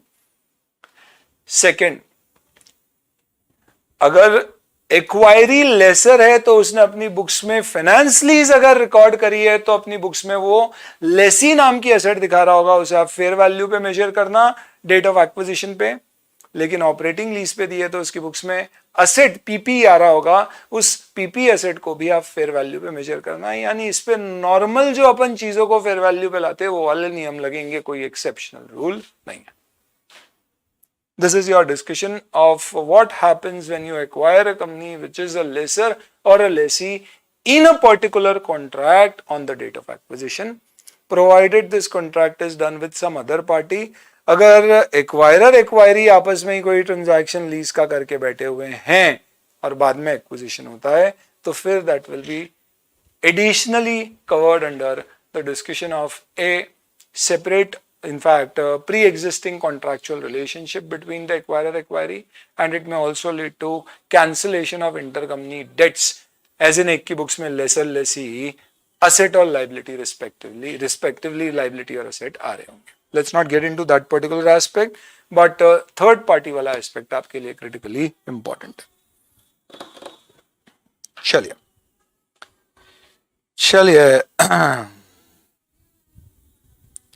तो ये आपका किसका discussion हो गया? This covers up your lease. तो intangible asset के normal rule बता दिए और एक्सेप्शंस किस केस में हो सकते हैं तो वो अपन ने डिस्कस कर लिए थे. जैसे कि इन प्रोग्रेस रिसर्च एसेट को और लीज के केस में, दो केस में आप ऐसे इंटेंजिबल एसेट बुक करोगे जो नॉर्मली कंपनियां बुक नहीं करती है, सिर्फ बिजनेस एक्विजिशन में बुक होता है. सेपरेट ट्रांजैक्शन पूरा डिस्कस करा दिया मैंने. लीज इंश्योरेंस में रिक्लासिफिकेशन नहीं करते, ट्रांजैक्शन कॉस्ट पीआरएल में जाती है. ध्यान रखना, अगर पीसी डिस्चार्ज करने की, इक्विटी इशू करने की कॉस्ट है तो वो रिजर्व से जाएगी. उसके अलावा कोई कॉस्ट अगर आपकी ट्रांजैक्शन की लगी है तो पीआरएल से जाएगी. पर अगर उसमें पीसी डिस्चार्ज और लाइबिलिटी के नेचर का है तो फिर वो एसीएम मेथड से 109 में अकाउंट होगी. कंसोलिडेशन में पड़ा था. इसका एक चार्ट है जिसमें पूरी टिप दी हुई है. डेफर्ड टैक्स वगैरह में आपको डीटीए डिटेल बनाने के लिए एक जनरल मदद लगेगी. इतनी सी वही है कि जब आपने कोई कंपनी एक्वायर करी है, अगर उस कंपनी की एसेट की फेयर वैल्यू ज़्यादा है और टैक्स बेस कम है तो डीटीएल बनता है. पर लाइबिलिटी की अगर आप वैल्यू अग्रीड वैल्यू लाइबिलिटी की फेयर वैल्यू आप ज़्यादा ले रहे हो और टैक्स बेस कम है तो डीटीए बनता है. बाकी अपन इंड एस 12 में डिस्कस करेंगे. प्री एग्जिस्टिंग रिलेशनशिप का एक और कंसेप्चुअल चार्ट है. ये जितनी चीज़ें अपन ने डिस्कस करी इनके कुछ कुछ एक एक छोटे छोटे प्रैक्टिस कॉन्सेप्ट बिल्डर क्वेश्चन है. कल किसी बच्चे ने सुझाव दिया था कि सर आप हर चीज़ के ऊपर एक एक कॉन्सेप्ट बिल्डर क्वेश्चन करा दिया करो. अपनी किताब में 500 प्लस कॉन्सेप्ट बिल्डर क्वेश्चन है दोस्तों. अगर आप ये बोल रहे हो और ये सुझाव दे रहे हो, किसी का सुझाव आया था कल, मैंने बोला था आप लोग फीडबैक दीजिए, कुछ लोगों ने फीडबैक दिया है. कुछ फीडबैक एकदम दिल को तसल्ली दे गए. वर्षा का एक फीडबैक अहमदाबाद से आया. I was so happy and glad to read through और in fact here to her audio message. There was another student जिसने नाम नहीं लिखा था, उसका फीडबैक या मेरे से मिस हो गया नाम देखना. तो it was very very heart warming. But yes, there was a particular feedback which I wanted to discuss. किसी ने कहा सर आप बस ये सब कुछ मत कराओ, आप तो एक कॉन्सेप्ट लो, उसका एक क्वेश्चन करा दो. ये फीडबैक वही बच्चा दे सकता है जो घर पे जरा भी पढ़ाई नहीं कर रहा है और वो सोचता है कि बस एफआर पावर में मैं वापस से सारी चीजें एक बार सुन लूं और मेरा काम हो जाए. अगर आप इस उद्देश्य से यहाँ पर आए हो दोस्तों तो आप सोच लो आप कितनी बार भी सुन लोगे, आपको और सुनने की इच्छा होगी. सारे concept builder questions board notes में आपको दे रखे हैं, उसका हाई क्वालिटी वर्जन भी शेयर कर दिया. ये तो आपको करना है. मैं यहाँ पे क्या कराऊंगा, आप ये मत सोचो कि यहाँ पे आपने सुन लिया तो आपसे सब हो जाएगा. आपको एक बार तो करना पड़ेगा. आप सारे कर पाओगे पर करना आपको पड़ेगा. तो वो एक्सपेक्टेशन अगर आप रखोगे दोस्तों तो आप कहीं ना कहीं वापस से मिसमैच में हो. अपन जो इस कॉन्सेप्ट बैच को ले रहे हैं, इससे सुन के सारी चीजें रिकैप हो गई, फिर आपने मेहनत करी, वंस फॉर ऑल हो गया. आप सोच रहे हो सिर्फ लेक्चर सुनने के बाद 15 दिन खत्म होने के मेरे एफआर पावर में मेरा पूरा एफआर के ऊपर ग्रिप आ जाएगा. तो वो रेगुलर बैच भी आप पूरी अटेंड कर लो फिर भी नहीं आने वाला है. आपको खुद करना पड़ेगा. ठीक है दोस्तों, इसी के साथ मैंने बिजनेस कॉम्बिनेशन में जितने एक्सेप्शनल इश्यूज होते हैं वो करा दिए और इसके ऊपर बेस्ड अपन क्वेश्चन ले पाएंगे. एक कॉम्प्रिहेंसिव क्वेश्चन जिसमें ये सारे तरह के एडजस्टमेंट आएंगे. क्विकली मैं उस पर्टिकुलर क्वेश्चन को आपसे डिस्कस कर लूँगा और उसके बाद फिर अपन ब्रेक ले लेंगे. सर ब्रेक के बाद क्वेश्चन हो जाए? नहीं, आई थिंक अभी अपन अच्छी पोजीशन में है ब्रेक लेने से पहले क्वेश्चन करने के लिए, क्योंकि मुझे ब्रेक के बाद और क्रिटिकल कॉन्सेप्ट्स कवर करना है और उस कारण से मैं वहाँ पर चाहूँगा कि आप फ्रेश माइंड से रहें. चलिए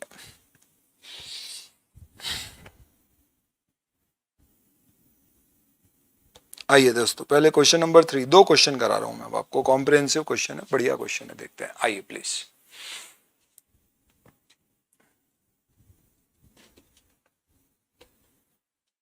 The balance sheet of Professional Limited and Dynamic Limited on 31st March 2002 is given below. Property, plant, equipment, investment. दोनों की बुक्स में इन्वेस्टमेंट आ रहे हैं. इसका मतलब इसमें कुछ अदर इन्वेस्टमेंट भी शामिल होंगे apart from parent and subsidiary, अगर वो ऑलरेडी शामिल है तो, depending on what question. Then we have inventories, financial asset, trade receivable, cash equivalent, other, share capital. इसमें बोला है 100 रुपये का एक शेयर है डायनामिक का.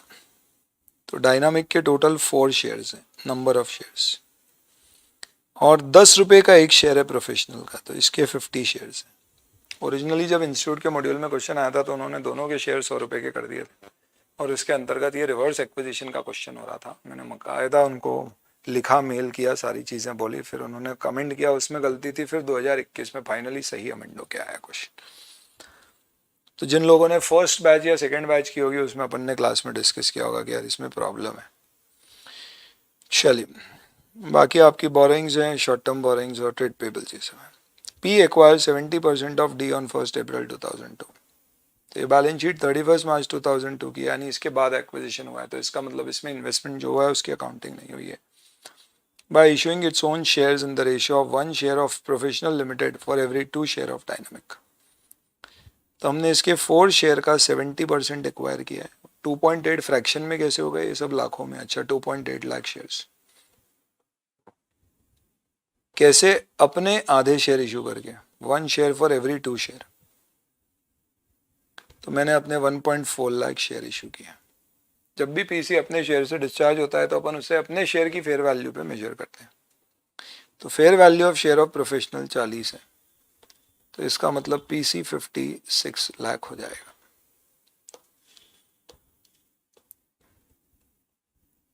Fair value exercise resulted in following. Fair value of PP on 1 April 2002 was 750 lakh. तो जब आप नेट आइडेंटिफाइबल एसेट निकालोगे तो आप डायनामिक के एसेट्स की फेयर वैल्यू 350 लोगे। क्या इस क्वेश्चन में कहीं डिटेल दिया हुआ है? क्या यहाँ दिया है? यहाँ दिया है। क्या इस क्वेश्चन में कहीं आगे टैक्स रेट दिया हुआ है? क्या यहाँ पे दिया हुआ है? जब क्वेश्चन में आपको टैक्स रेट दिया हो तो आप अज्यूम कर लेना कि डिटेल का एडजस्टमेंट आपको करना ही पड़ेगा।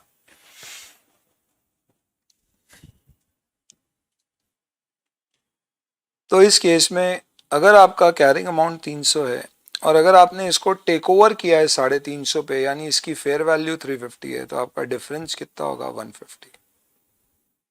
अब आप यहाँ पे शायद एक चीज़ समझ गए होंगे कि अपन भले ही पढ़ इसको बिजनेस कॉम्बिनेशन में रहे, पर यहाँ पे एक्वायर्ड शेयर हुए हैं, मैंने इसके इतने शेयर खरीदे हैं, यानी कंपनी एब्जॉर्ब नहीं हुई है। इसमें एनसीआई है, एनसीआई है मतलब कंसोलिडेशन होगा आगे, और अगर कंसोलिडेशन होगा तो डेफिनेटली इनकम टैक्स में मुझे जो पहले टैक्स बेस था अभी भी वही मिलेगा, कोई फर्क नहीं पड़ेगा।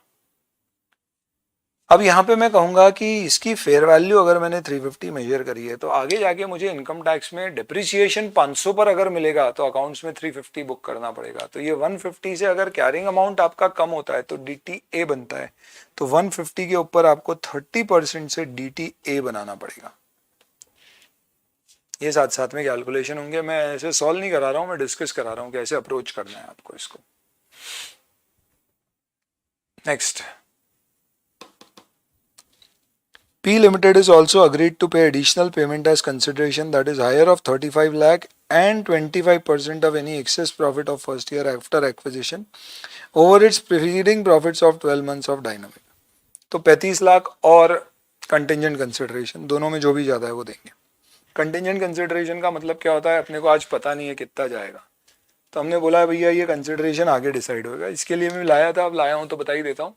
लेट्स से फॉर एग्जाम्पल मैंने बोला कि भैया ये डाइस कितने पे गिरेगा उसके हिसाब से तुझे पैसा मिलेगा। कंटिजेंट है, मुझे नहीं पता है, तो इसमें एस्टिमेट इन्वॉल्व होगा। तो क्या एस्टिमेट आता है इसमें? ये बोलते हैं 2 साल बाद पैसा देना पड़ेगा जो भी है, और डायनामिक 10 लाख प्रॉफिट पिछले 2 साल के कंपैरिजन में ज़्यादा अर्न 10 लाख प्रॉफिट पिछले साल में कमाया और लग रहा है उसे कि 20 लाख और ज़्यादा कमाएगा। तो 20 लाख का 25% 5 लाख होगा, और 35 lakh whichever is higher, तो उसको 35 लाख की उम्मीद लग रही है देना है। अच्छा, 35 तो एक तरह से मिनिमम पेमेंट हो गया, तो ये 35 पीसी में ऐड हो जाएगा। तो आप पीसी में 35 ऐड करोगे क्या? तो ये बोल रहे हैं 2 साल बाद ड्यू होगा, तो आप इसकी प्रेजेंट वैल्यू ले लीजिए 2 ईयर्स की, क्या परसेंटेज से?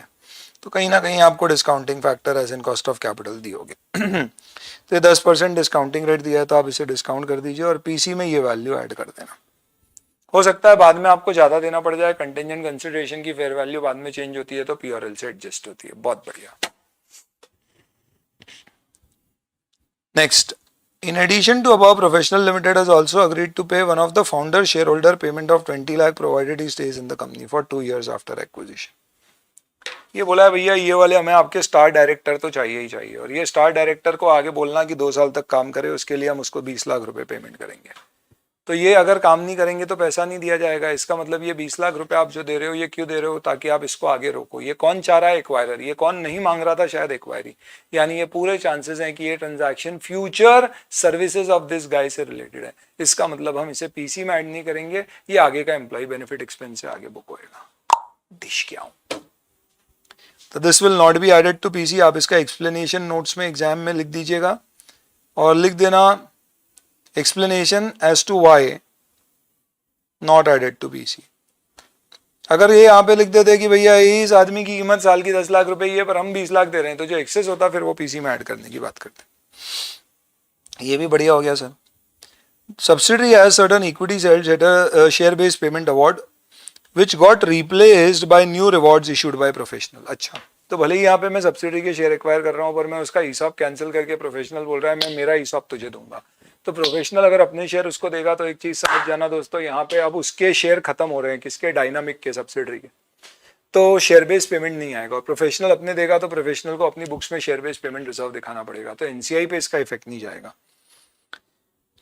ओरिजिनल टर्म वेस्टिंग पीरियड 4 साल का था और एक्विजिशन डेट पर 2 साल हो चुके हैं, इसका मतलब 2/4 और revise vesting period whichever is higher. As per the replace reward the vesting period has been reduce to 1 year, तो नया पीरियड 3 हो गया, तो दोनों में ज्यादा 4 है, मैं 4 लूंगा। The fair value of award on acquisition date, original award की एक्विजिशन डेट पे फेयर वैल्यू 5 है, तो मुझे उसको इतने पैसे देने थे, यानी आज एम्प्लॉय को जो अवार्ड आज उनके पास ऑलरेडी है वो 5 लाख की कीमत का है, जिसमें वो 2 आउट ऑफ 4 ईयर्स पूरे कर चुके हैं, तो उसकी वर्थ 2.5 है। ये 2.5 आपको पीसी में ऐड करना पड़ेगा। क्यों? क्योंकि आप कंपनी को खरीदने के लिए क्या क्या दे रहे हो, 3 चीजें दे रहे हो। पहला आप उसको शेयर दे रहे हो, दूसरा आप उसको कंटेंजेंट कंसिडरेशन दे रहे हो, और तीसरा उसके एम्प्लॉय को इतने के शेयर देने का प्रॉमिस कर रहे हो। पर सर शेयर तो हम ज्यादा के दे रहे हैं, 8 लाख के दे रहे हैं, तो ये 8 में से वो जो 2 साल काम कर चुके हैं उसकी कॉस्ट 2.5 है, तो बची हुई 5.5 कॉस्ट है। ये नेक्स्ट 1 ईयर में एक्सपेंस बुक होगी, क्योंकि अब आपका वेस्टिंग पीरियड 1 साल ही बाकी है। ये as per Ind AS 102 account होगी। अब देखा दोस्तों, ये कॉम्प्रिहेंसिव एक क्वेश्चन हुआ, सारे कंसेप्ट अपन ने लगाए, क्वेश्चन में धीरे धीरे लग रहे हैं, थोड़ा थोड़ा समझ में भी आ रहा है, फंडा भी बैठ रहा है, आ भी रहा है, बढ़िया चल रहा है। ठीक है, तो ये पहला पॉइंट अपना किसका था, पीसी। दूसरा पीपी का, इसका डेफर्ड टैक्स इफेक्ट। तीसरा कंटिंजेंट कंसिडरेशन है, इसका पीसी पे इफेक्ट होएगा, नो डेफर्ड टैक्स इफेक्ट। इसके अलावा ये 20 लाख आगे की कॉस्ट है, तो इसका आगे खर्चा अभी कुछ नहीं करना है।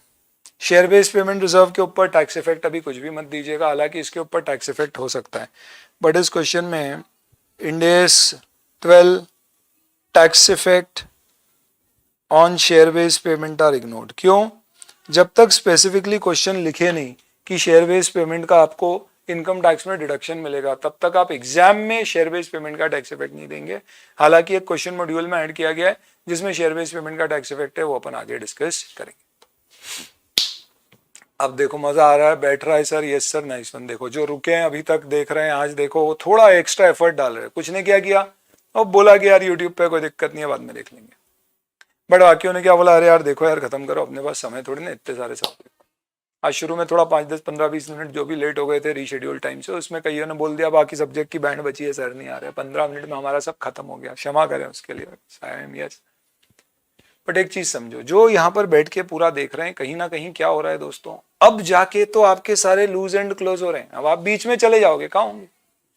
ये कारण होता है दोस्तों इस तरह की बैच को यूट्यूब पे नहीं रखने का, ताकि स्टूडेंट बाय फोर्स, कईयों को लगेगा ऐसा, अरे यार ये काहे को कर रहे हैं, ये इनका कोई तरीका होगा ऐसे ही कि भैया ये बाद में फिर क्या करेंगे, गूगल ड्राइव वगैरह देंगे। अरे यार क्या आप समझो, नेग्लिजिबल प्राइस है इसकी, नॉमिनल एकदम, अगर आप बैकअप वगैरह के ऑप्शन लेते हैं। पर आप समझो वो उद्देश्य नहीं, उद्देश्य क्या है, स्टूडेंट अगर थोड़ा एफर्ट डाल के, क्यों एफर्ट डाल रहा है, क्योंकि उसको मालूम है नहीं है अवेलेबल। भाई आज अपन लाइव बैच पढ़ाते हैं और गूगल ड्राइव पढ़ाते हैं, गूगल ड्राइव में नंबर ऑफ स्टूडेंट्स जो बैठते हैं they are 95 times of the live batch. क्यों? क्योंकि वो बोले आपने आराम से करेंगे, अपने बहुत सारे रिस्ट्रिक्शन, चलो रेगुलर में समझ में आता है। यहाँ पे आप ऐसा करोगे दोस्तों तो आप बाद में देखने जाओगे, आपके लूज एंड क्लोज ही नहीं होंगे। पर जो बच्चे अभी तक बैठे हैं, अब देखो ये जो क्वेश्चन लग रहे हैं इससे सब रिलेट हो रहा है, और रिलेट ही नहीं हो रहा है, कैसा रिलेट हो रहा है, अरे लल्लू क्वेश्चन है, क्या है। अब ये क्वेश्चन मेरे लिए कॉम्प्रिहेंसिव क्वेश्चन नहीं है, टुकड़े टुकड़े हैं क्वेश्चन के, और ये सारे टुकड़ों के मुझे लॉजिकली आंसर समझ में आ रहे हैं, किसका कहाँ कॉज एंड इफेक्ट जाएगा। 15 मार्क वाले क्वेश्चन में अगर आपको एडजस्टमेंट के कॉज इफेक्ट समझ में आ गए कि इसका यहाँ पे इम्पैक्ट जा रहा है, खत्म हो गया क्वेश्चन का टेंशन। बाकी फिर आपकी प्रैक्टिस से, क्लेरिकल मिस्टेक से बचोगे।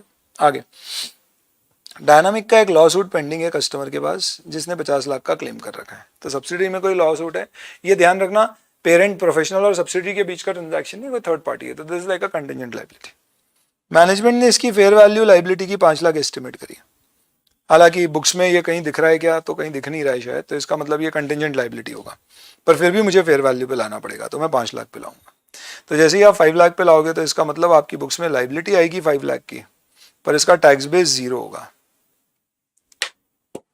तो अगर लाइबिलिटी आपकी 5 लाख आ रही है और इसका टैक्स बेस 0 है दोस्तों, तो इसका मतलब आपका डिफरेंस है 5 का। और अगर असेट्स के केस में टैक्स बेस ज़्यादा होता है तो डीटीएल, लाइबिलिटी के केस में टैक्स बेस ज़्यादा होता है तो डीटीए। तो यहाँ पे 5 लाख का 30% से फिर आपको डीटीए बनाना पड़ेगा 1.5 लाख का। क्या इस क्वेश्चन में कहीं भी टैक्स बेस दिया है? नहीं दिया है। तो इसका मतलब जो डीटीए बुक्स में आ रहा है, डीटीएल बुक्स में आ रहा है, उसके ओवर एंड अबाव आपको ये बनाना पड़ेगा। तो ये आपके एडजस्टमेंट है। तो if you see this particular adjustment here, you will find कि डेफर्ड टैक्स आपका कितना हो गया। तो देखो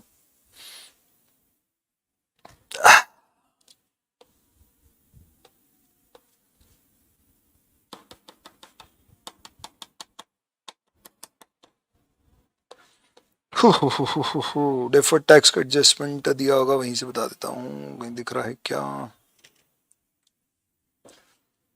ये राजी देखिए, डेफर्ड टैक्स एसेट का एडजस्टमेंट 155, 150 प्लस 5 दोनों पे डीटीए बनने वाला है 30% से, यानी कि ये 46.5 का आपका क्या बन जाएगा डीटीए। ये 46.5 का आपका डीटीए बन गया, जो नेट आइडेंटिफाइबल एसेट में ऐड हो जाएगा। तो ये सारी नेट आइडेंटिफाइबल एसेट आप फेयर वैल्यू पे ले आए और उसके बाद जो डीटीए बना आपने उसको ऐड कर दिया। अब आप यहाँ पे देखो, ये जो डेफर्ड टैक्स पुराना था ये उसके ओवर एंड अबव है, तो ये डीटीएल है, ये माइनस हुई है और इसके बाद ये ऐड हुआ है। तो नेट आपका 11.5 का डीटीए आना चाहिए बैलेंस शीट में। तो ये नेट एसेट आ गए।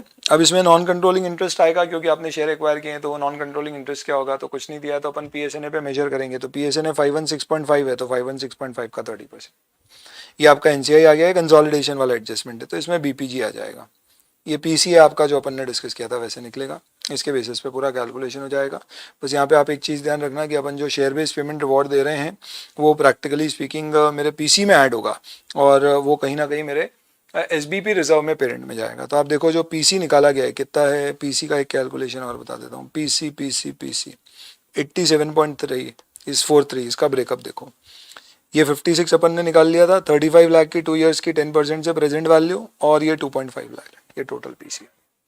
ये 2.5 लाख, ये इसकी एंट्री क्या होगी? तो इसकी एंट्री अपन अपनी बुक्स में करेंगे, investment in subsidiary separate financial statement में 87.53, to equity share capital and premium 56, to contingent consideration which will be FETPL 28.93, to share based payment reserve 2.5। ये पूरा क्वेश्चन सॉल्व हो जाएगा कंप्लीट।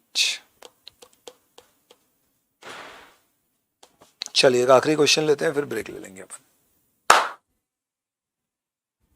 बैठ रहा है अब एकदम बढ़िया। अगला आते हैं दोस्तों।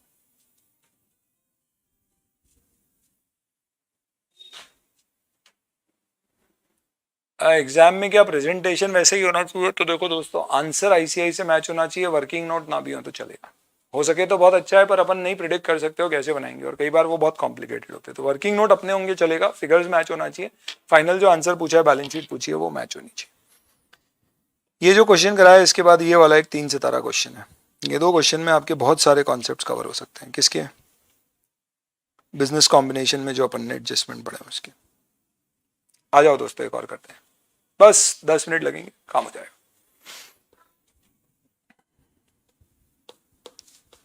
चलिए चैट आइए भैया, कॉम्बिनेशन में रमवानू, जूस पीवानू, मजा मरेवानू। अरे चलिए पप्पा आ गए। आइए दोस्तों अगले पे। H Limited acquired equity shares of S Limited, a listed company, in 2 tranches as mentioned in the below table. तो 2 बार में अपन ने शेयर एक्वायर किया, पहले 15% और फिर 45%। इसका मतलब मजा है, इस क्वेश्चन में स्टेप एक्विजिशन भी दिखा अपने को। यो next, the shares were purchased based on quoted price of stock exchange on the relevant dates. Both the above mentioned companies have rupees as their functional currency. ये लाइन का क्या मतलब है? इसका मतलब है जो 45% शेयर भी खरीदे ना, या मार्केट प्राइस पे ही खरीदे, तो फिर उस केस में जो पिछले 15% शेयर्स हैं उसको भी आप उसी मार्केट प्राइस के बेसिस पे रीमेजर कर लेना, और आपको एनसीआई की फेयर वैल्यू कभी निकालनी हो तो मार्केट वैल्यू उसी को यूज कर लेना, क्योंकि बोला है मार्केट प्राइस पे खरीदे, यानी इसमें कोई कंट्रोल प्रीमियम अलग से नहीं है, तो एनसीआई फेयर वैल्यू पे मेजर करना है तो उसके भी काम आ जाएगी, अनलेस क्वेश्चन स्पेसिफिकली बोलते हैं एनसीआई पीएसएन है, या क्वेश्चन में एनसीआई के लिए अलग से फेयर वैल्यू दी जाए। रुपीज फंक्शनल करेंसी है, इंडेक्स 21 का कॉन्सेप्ट है। एच ने इसके ऊपर 1 जनवरी 2007 पे कंट्रोल एक्वायर किया, mid of the year. Following is the balance sheet of S limited as on that date. ओ, डेट ऑफ एक्विजिशन की बैलेंस शीट अपने को दी हुई है, दैट्स नाइस। 2007 या 17 या 27 जो भी है। कैरिंग वैल्यू आपको दिया हुआ है किसकी बैलेंस शीट का, जिसको अपन ने एक्वायर किया, फेयर वैल्यू दी है। क्या क्वेश्चन में कहीं टैक्स रेट दिया हुआ है क्या boss? Income tax rate is applicable is 30%। आखिरी में देख लो पढ़ने को क्या बोला है।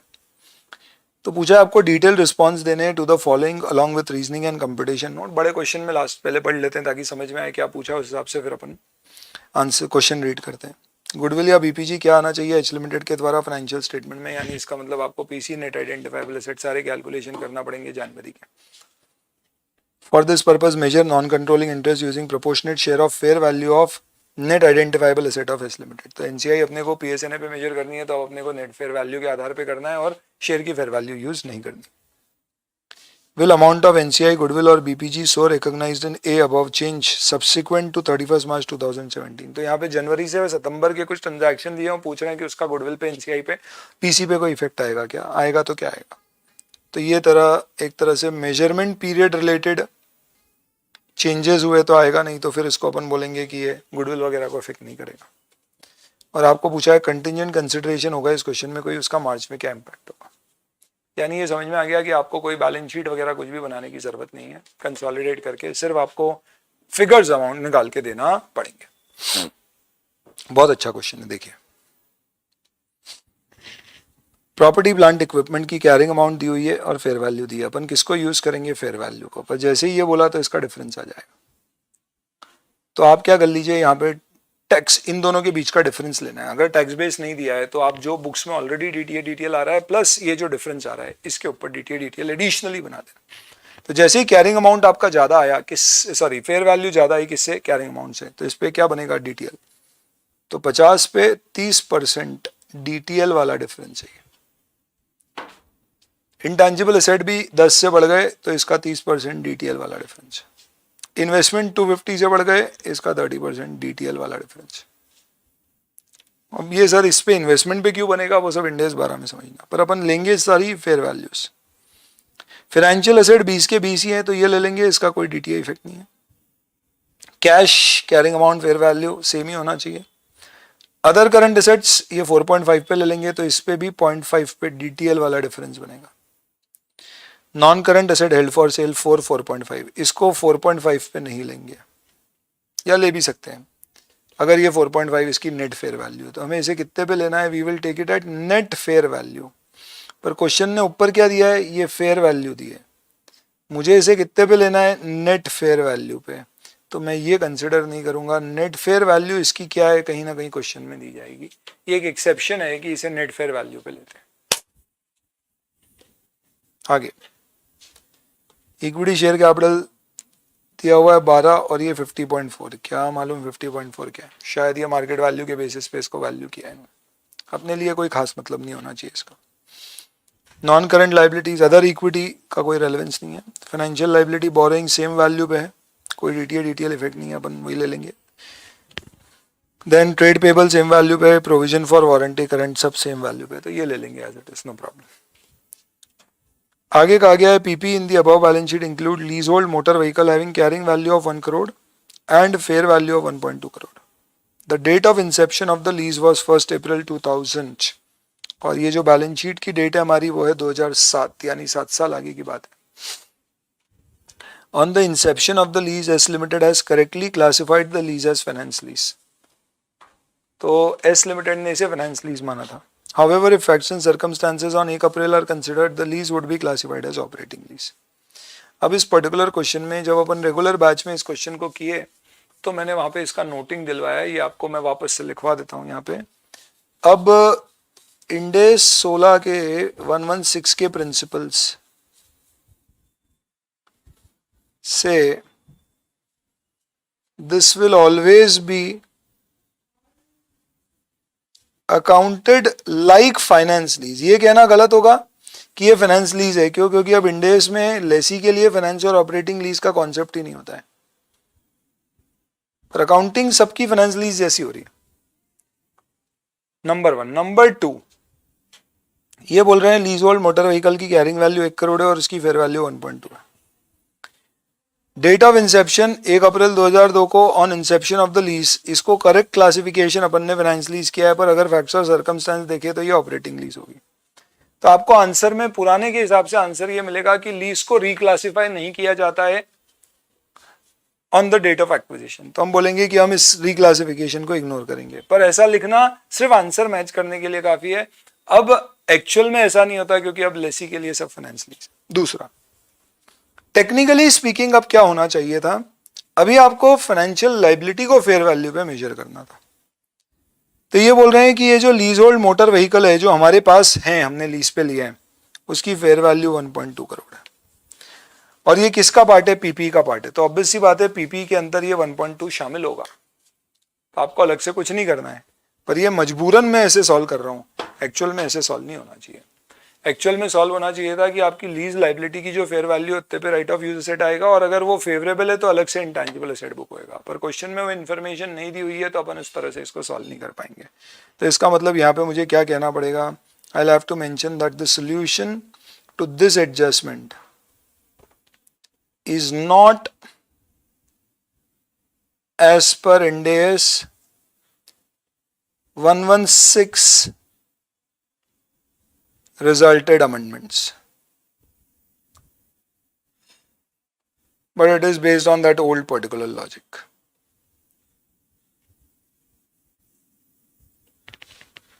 Cool. तो अभी आप इसका कोई एडजस्टमेंट मत करो, बस एक नोट लगा देना कि रिक्लासिफिकेशन नहीं है। Next, following is the statement of contingent liability of S limited on 1 जनवरी 2007। तो कंटिंजेंट लाइबिलिटी में क्या दिया है? कलर्स अलग अलग कर लेता हूं मैं, चलो अब फटाफट ले लेते हैं। कंटिंजेंट लाइबिलिटी एस लिमिटेड की एक लॉ सूट कस्टमर ने फाइल किया है 2 करोड़ का, जिसकी फेयर वैल्यू 0.5 करोड़ है। It is not probable that outflow of resource embodying economic benefits will be required to settle the claim. और कोई भी अगर पे किया जाएगा तो ये टैक्स डिडक्टेबल होगा। इसके दो मतलब है, भले ही ये लेस लाइकली है इसलिए ये बुक्स में नहीं आ रहा है of the target company, but मुझे अब इसे बुक्स में लाना पड़ेगा। क्यों? क्योंकि ये एक्सेप्शन है, कंटिंजेंट लाइबिलिटी को भी फेयर वैल्यू पे मेजर किया जाता है। क्योंकि ये टैक्स डिडक्टेबल है तो आगे जाके मुझे इसका जब पे करूंगा डिडक्शन मिलेगा, अभी नहीं मिला होगा इनकम टैक्स में, तो इसके ऊपर डीटीए बनेगा। तो इसके दो इफेक्ट होंगे, एक तो आपकी फाइनेंशियल लाइबिलिटी 0.5 से बढ़ जाएगी, और दूसरा आपका डेफर्ड टैक्स एसेट 0.5 का 30% 0.15 से बढ़ जाएगा। इनकम टैक्स डिमांड 7 करोड़ की रेज करी है टैक्स अथॉरिटी ने, और इसको हमने चैलेंज किया। इसकी फेयर वैल्यू 2 करोड़ है। आपको फाइनेंशियल लाइबिलिटी 2 करोड़ से बढ़ाना पड़ेगी। ऑब्वियस सी बात है कि भले ही ये प्रोबेबल नहीं है फिर भी बनाना पड़ेगा, पर इस पर कोई डेफर्ड टैक्स का इफेक्ट नहीं दिया जाएगा। सिंपल सी बात है, इनकम टैक्स का कोई डिडक्शन नहीं मिलता है, तो ये टैक्स है आपका, इसके ऊपर आपको आगे कोई टैक्स नहीं लगेगा, टैक्स पे टैक्स नहीं है ऐसा। चलिए अगला, next, in respect of above mentioned contingent liability S limited has given an indemnification undertaking to S limited up to a maximum of 1 crore. तो ये बोला है कि भैया ऊपर की ये जो लाइबिलिटी है इसके अगेंस्ट में 1 करोड़ तक की अपने पास इंडेमनिफिकेशन एसेट है। तो इसका मतलब क्या हुआ? Contingent liability as limited has given an undertaking up to maximum of 1 crore, and 1 crore represents the acquisition date fair value of indemnification undertaking. Any amount which will be received in respect of above undertaking shall not be taxable. तो इन्होंने बोला है कि आपका एक indemnification asset है, इसके against में मैक्सिमम अप टू 1 करोड़ का, तो आप उसे 1 करोड़ पे रिकॉर्ड कर लो। तो इससे आपका इंडेमनिफिकेशन एसेट यानी आपकी नेट आइडेंटिफाइबल एसेट्स में एक एसेट बढ़ा देना, कितने से? 1 करोड़। लॉजिक क्या होता है? आप लाइबिलिटी कितने से बढ़ाओगे? 2.5 से, ना कि लाइबिलिटी आप नेट 1.5 से बढ़ाना। इंडेमनिफिकेशन एसेट नेट नहीं होता है, अलग से रिकॉर्ड होता है।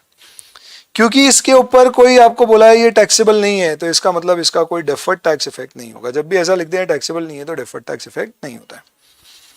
अगला एडजस्टमेंट आपको दिया गया है जिसमें बोलते हैं कि टैक्स बेस ऑफ असेट और liability of S limited is equal to the respective carrying values being recognised in the balance sheet. अच्छा, इसका मतलब कि एग्जिस्टिंग कैरिंग अमाउंट और टैक्स बेस सेम है, इसका मतलब अभी बुक्स में कोई डीटीए डिटेल नहीं आ रहा होगा, तो अब हमें जो भी डिफरेंस है उसके ऊपर एडिशनल डीटीए डिटेल बनाना है, वही अपन बना रहे हैं। Next, carrying value of non current asset held for sale 4 crore represents its fair value less cost to sell in accordance with relevant index. तो मुझे इसे fair value less cost to sell पे ही लाना है, तो इसका मतलब मैं इसी नेट फेयर वैल्यू 4 लूंगा, और अगर ये 4 पे ही आ रहा है तो इसका कोई डिटेल एडजस्टमेंट नहीं होगा, ये 4 पर आएगा।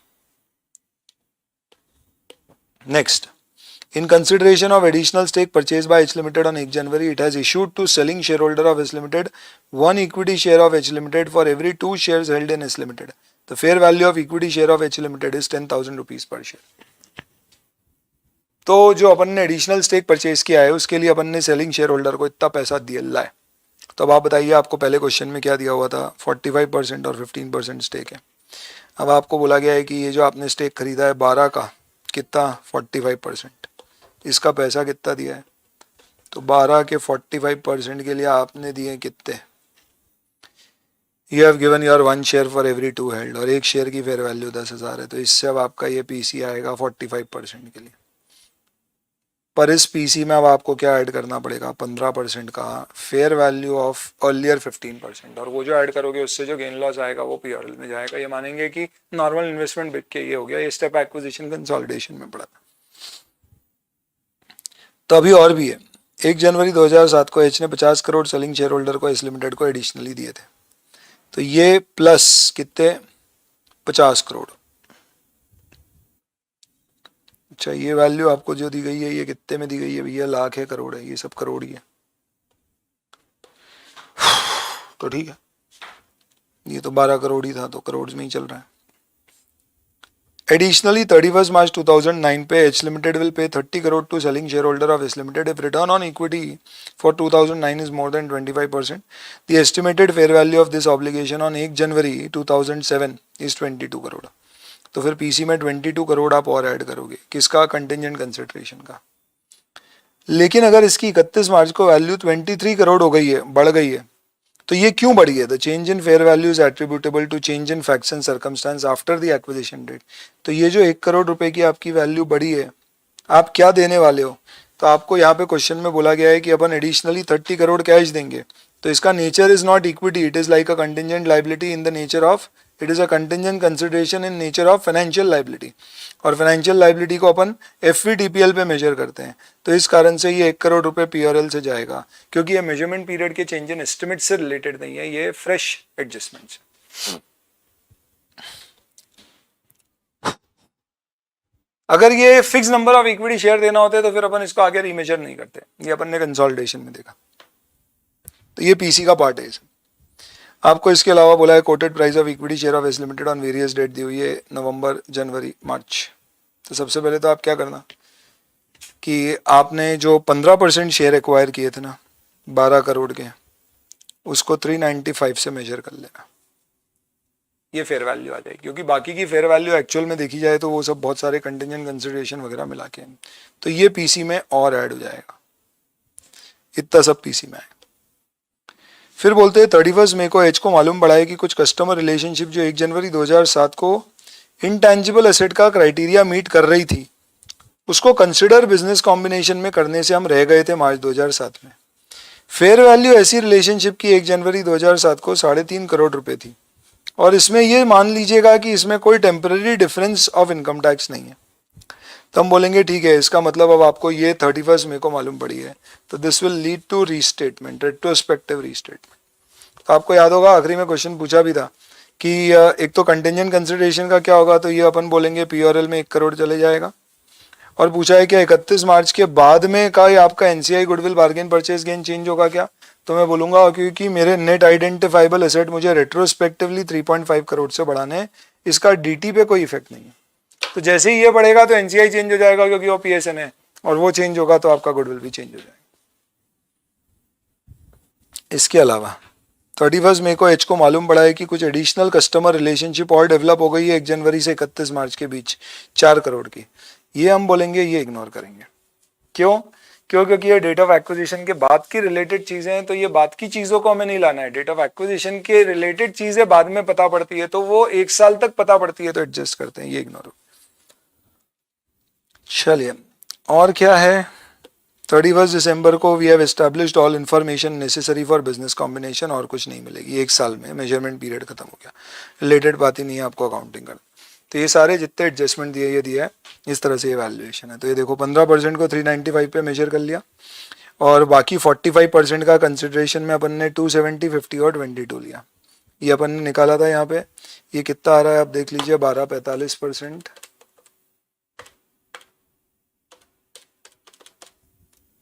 तो ये 27 आ रहा है, 270। और जीरोज आप देख लीजिएगा, कैश इतना दिया है, कंटिजेंट कंसिडरेशन, ये टोटल पीसी आ गया आपका। फिर डेफर्ड टैक्स की कैलकुलेशन अपन ने किस किस के ऊपर डेफर्ड टैक्स निकाला था, तो यहाँ पे आप देखो तो 50, 10, 250 और 0.5 पे डीटीएल बना है। तो 50, 10, 250 और 0.5 पे डीटीएल बना है। उसके अलावा नोट्स में जो भी इन्फॉर्मेशन थी उसमें कहीं कोई टैक्स इफेक्ट था क्या? तो एक कंटिजेंट लाइबिलिटी के ऊपर अपन ने टैक्स इफेक्ट देखा था, 0.5 की बुक करी थी, तो उसके ऊपर आपको डीटीए बुक करना था। ये डीटीए का एडजस्टमेंट हो, इससे आपकी नेट आइडेंटिफाइबल एसेट्स आ गई, एनसीआई पीएसएनए पे मेजर हो गई, और उसके बाद कुछ नोट्स दे दिए। बस लीज की अकाउंटिंग पुराने जमाने वाली कर रखी है, बाकी आप देख सकते हो इसमें कोई शेयर बेस्ड पेमेंट रिजर्व वाला कुछ नहीं था। आई थिंक दोस्तों एक बहुत बढ़िया और एफिशिएंट डिस्कशन हो गया अपना, जिसके साथ अपना क्या कंप्लीट हो जाता है। तो बिजनेस कॉम्बिनेशन के हमारे डिस्कशन के अंतर्गत ये क्वेश्चन बहुत बढ़िया एडजस्टमेंट है, इसमें एक एक्सप्लेनेशन के पॉइंट ऑफ व्यू से। इसमें PC, contingent consideration, contingent liabilities, fair value measurement, remeasurement period, change in in fact prior period errors, change in contingent consideration की वैल्यू, डीटीए डीटीएल का effect, there so many adjustments which are there. तो it's a good nice question. तो इसी के साथ अब अपना business combination का किसका डिस्कशन पूरा हो गया। So now we are good to say that we have done acquisition of business से रिलेटेड, हमारे सारे एडजस्टमेंट हो गए, सारे एक्सेप्शनल जो केसेस थे वो डिस्कस हो गए हैं, और अब हमें ये पता पड़ गया है कि बिजनेस कॉम्बिनेशन की अकाउंटिंग कैसे होगी along with all the exceptions. तो अब ब्रेक के बाद हमारी कौन सी चीज़ें प्रैक्टिकली बचना चाहिए, जितना कवर होगा अपन कवर कर लेंगे, but nevertheless what all things are we left with, so to be discussed अभी pending after the break. Pending issues में क्या क्या है? तो reverse acquisition, common control transactions,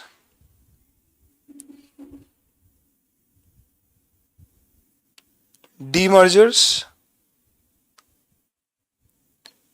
और बिजनेस की डेफिनेशन क्योंकि उसमें अमेंडमेंट आया है, और ऑप्शनल कंसंट्रेशन टेस्ट। मेजरली ये पॉइंट्स बाकी हैं, ब्रेक के बाद करेंगे।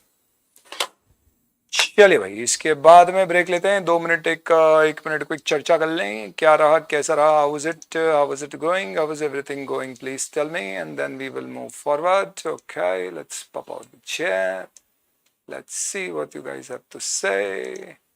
Cool, not so cool, that's wonderful. चलिए जी, देखें यहाँ ये वाला लेक्चर यूट्यूब पर रखना सर, बहुत हेल्पफुल लेक्चर रहा अभी तक, सुपर। जी जी, बहुत बहुत धन्यवाद तौसीफ, इतनी तारीफ करोगे तो रखना ही पड़ जाएगा, ऐसा नहीं है। एनीवेज, बट ये आपके पास अनलिमिटेड व्यूज के लिए अवेलेबल रहेगा, don't worry about it all together. चलिए, बहुत बहुत धन्यवाद सुनील, हरदेव भाई, धन्यवाद, आपके कमेंट पढ़ने में हमेशा खुशी होती है। So is the case with Sunil sir, आधे घंटे का ब्रेक दे दो। अच्छा, तो अभी 10:05 हुआ है, तो अपन 12:05 हुआ है। Oh my God, I have some engagements today, या खुदा क्या होगा। चलिए 12:25 पे स्टार्ट करेंगे। ब्रह्मा शेयर कर दो, पार्ट्स एंड पीसेस में है, बाकी अदरवाइज अगर आपको चाहिए तो आप डिजिटल नोट्स भी ले सकते हैं, अदरवाइज किताब ले सकते हैं। चलिए, 3.5 करोड़ वाली की एंट्री बता दो सर, एनसीआई वाले की। कौन सा 3.5 करोड़ है बेटा एनसीआई में? चलिए, सत्यजीत बहुत बहुत धन्यवाद, रुंझुन धन्यवाद आपके कमेंट के लिए, पुलकित थैंक यू। प्रीवियस सम में अदर इक्विटी कैसे आया? प्रीवियस सम में अदर इक्विटी कैसे आया? ऐसे थोड़ा सा फोटो शोटो खींच के उधर डाल दीजिए तो कुछ हो पाएगा, ऐसे समझ में आएगा अपने को। अनोटेशन वाली पीडीएफ शेयर कर देना, ये पूरा तो नहीं बट ये वाला नोट मैं सबसे पहले अपडेट कर देता हूँ जो हाथ से लिखा है, बाकी उसके कुछ चार्ट्स में लीज वाला चार्ट एटलीस्ट शेयर कर दूंगा। चलिए थैंक यू वैभव। एक दिन पहले ब्रह्मा से रिवाइज करें या बोर्ड नोट से, तो आइडियल सिचुएशन तो ये रहेगी कि जहाँ पे आपने सब कुछ ला के एक जगह ले आए हो वहाँ पर, but Brahmastra is a good document to revise everything. ये एनोटेशन जोरदार, बहुत बहुत धन्यवाद गाजी। यूट्यूब पर अभी तो है, धन्यवाद। Hariom Yogesh, board note update कर दिए मैंने। पीसी वाला पॉइंट, अब वो सब जो भी डाउट्स हैं वो फिर अब आज तो क्लास के बाद क्या डाउट्स लेंगे, बाद में कभी अपन देख लेंगे। चलिए thank you very much Himani for showing your confidence on the lecture. Backup purchase कर सकते हैं क्या? अब ऐसा कर दिया है दोस्तों, बैकअप लेक्चर्स अगर आपको चाहिए तो कुछ 1000 रुपये की कॉस्ट है और उसमें कुछ लिमिटेड आवर्स का आपको बैकअप मिल जाएगा, जिसके जेन्युइन रीजंस के कारण छूटे हैं वो लोग ले सकते हैं। चलिए बहुत बहुत धन्यवाद अजय जी, और thank you ji. Feeling confident, very effective, ठीक रहा, मतलब ओवरऑल अच्छा रहा, बहुत बहुत धन्यवाद। और अपन चलिए हॉटस्टार को भी धन्यवाद दे देते हैं, और मेरी बच्चियों के और बीवी के जो मैं प्रॉप्स लेकर आया था उनको भी खासा धन्यवाद दे दें इस चीज़ के लिए। अब दोस्तों ये वाली स्ट्रीम में ब्रेक कर दूंगा 20 मिनट के लिए, तो अपन एक नई स्ट्रीम चालू कर देंगे या तो, और उस पर्टिकुलर स्ट्रीम में what we will do is we will continue the second part of the lecture, so that you know those 2 parts are available separately, और ये यूट्यूब पे भी अपन रख देंगे। ठीक है, चलो।